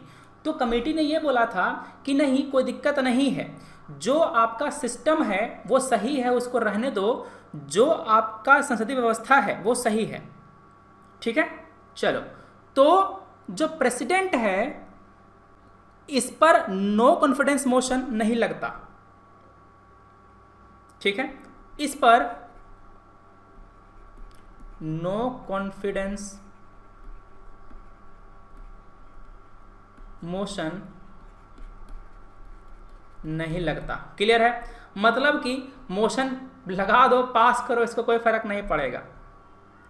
ठीक है। रिमूवल कैसे होता है यहां पर, रिमूवल कैसे होगा, ओनली बाय इम्पीचमेंट।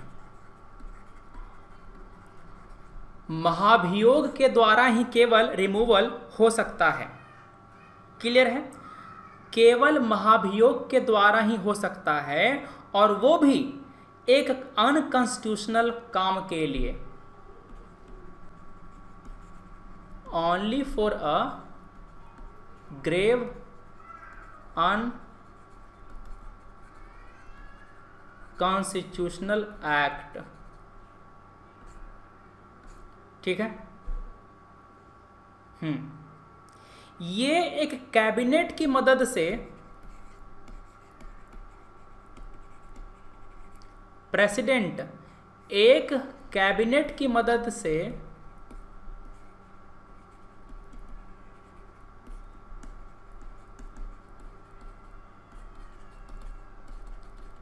सरकार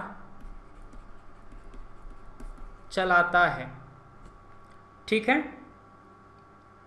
ये जो कैबिनेट होता है ये केवल एक एडवाइजरी बॉडी होता है। क्या होता है, ध्यान से लिखते जाइएगा इसको। कैबिनेट जो है वो केवल ओनली एन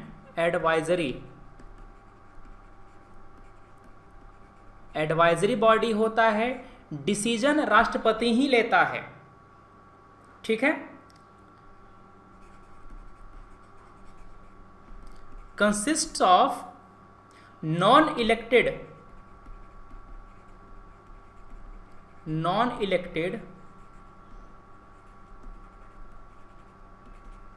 डिपार्टमेंटल सेक्रेटरीज। जिस तरह से हमारे यहाँ मंत्री को मंत्री बोलते हैं वहाँ पर मंत्री को सेक्रेटरी कहते हैं।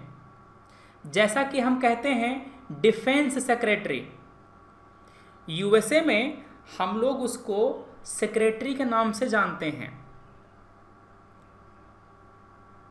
ठीक है। हम उसका ये जो बॉडी होती है इसको हम लोग किचन कैबिनेट भी कहते हैं। बहुत अच्छे। किचन कैबिनेट, किचन कैबिनेट क्यों बोलते हैं, क्योंकि इसके कैबिनेट में राष्ट्रपति के केवल अपने लोग होते हैं, उनके जो विश्वासी लोग हैं उनको ही शामिल करता है बस। क्लियर बात है। ठीक है। बहुत अच्छे, है ना। ठीक है। चलो, तो यहां पर ये बातें हो गई। ये जो आपके सेक्रेटरी होंगे वो चुने जाएंगे किनके द्वारा? यहाँ पर एक बात और लिखो, ये जो आपके डिपार्टमेंटल सेक्रेटरी होंगे, पहली बात ये नॉन इलेक्टेड होंगे, सिलेक्टेड होंगे राष्ट्रपति के द्वारा, चुने जाएंगे अपॉइंटेड बाय राष्ट्रपति। इन लोगों को राष्ट्रपति ही चुनेगा और अपॉइंट करेगा। कोई दिक्कत तो नहीं हो रही समझने में? एकदम लाइन से फ्लो चार्ट के जरिए समझाया है ताकि सभी चीज़ें लिंक हो जाएं। क्या हो जाएं? सभी चीज़ें लिंक हो जाएं। आपको याद रखने में बिल्कुल आसानी रहेगी। कुछ भी आपको यहाँ पर रटना नहीं रहेगा, इसकी गारंटी है। एक भी बात, हाँ जी, जितेंद्र पटेल कहते हैं सर मैं 10-10 घंटे रीड कर सकता हूँ लेकिन मैं नोट्स नहीं बना पाता हूँ, नोट्स में कैसे लिखना चाहिए, please sir help me. Jitendra Patel, जिस तरह मैं बोर्ड पर लिख रहा हूँ उसी तरह से आपको नोट बनाना है। मैं लिखता इसीलिए हूँ ताकि आपको समझ में आए कि नोट बनाना कैसे है, वरना मुझे लिखने का कोई दिक्कत नहीं है, मुझे ज़रूरत नहीं है, मैं बोल दूंगा आप लिख लेंगे सुन करके। समझ रहे बात? मैं इतना मेहनत करके हाथ चला कर लिखता इसीलिए हूँ ताकि जो बच्चे हैं आप जैसे नए जो तैयारी कर रहे हैं घर से, उनको समझ में आए कि नोट्स कैसे बनाना है, क्योंकि बिना नोट्स बनाए होगा नहीं। समझ गए?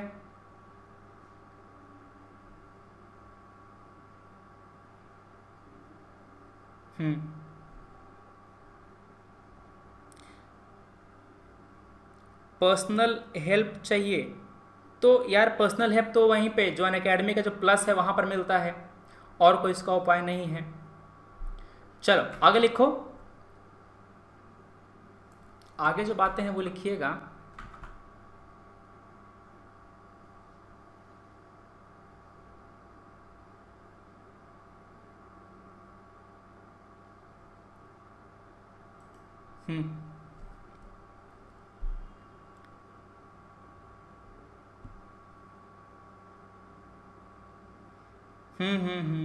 नेट की समस्या आ रही, मैं देख रहा हूँ।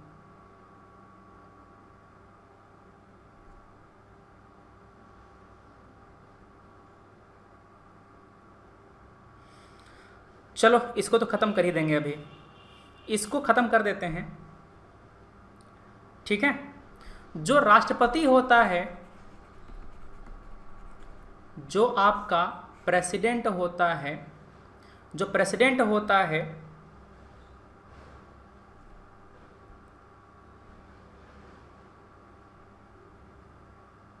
एक काम करते हैं, अभी कुछ ज़्यादा स्टक हो रहा है तो इस बात को, ये जो आपकी जो टॉपिक है अगला वो हम कल करेंगे।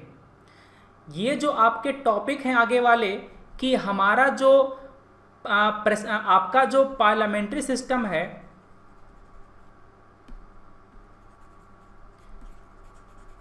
इसका जो अगला पार्ट है, इसके मेरिट्स वगैरह वो हम कल करेंगे, और हमने क्यों इसको अभी तक भारत में कंटिन्यू रखा है वो हम इसको कल डिस्कस करेंगे। ठीक है दोस्तों, तो अगली क्लास में हम मिलते हैं। टेक्निकल दिक्कत के कारण इसको अभी हम डिसकंटिन्यू कर रहे हैं चीज़ों को, आगे हम आगे बातें साफ साफ करके पढ़ाएंगे। ठीक है, चलो मिलते हैं। Thanks for watching, take care, जय हिंद।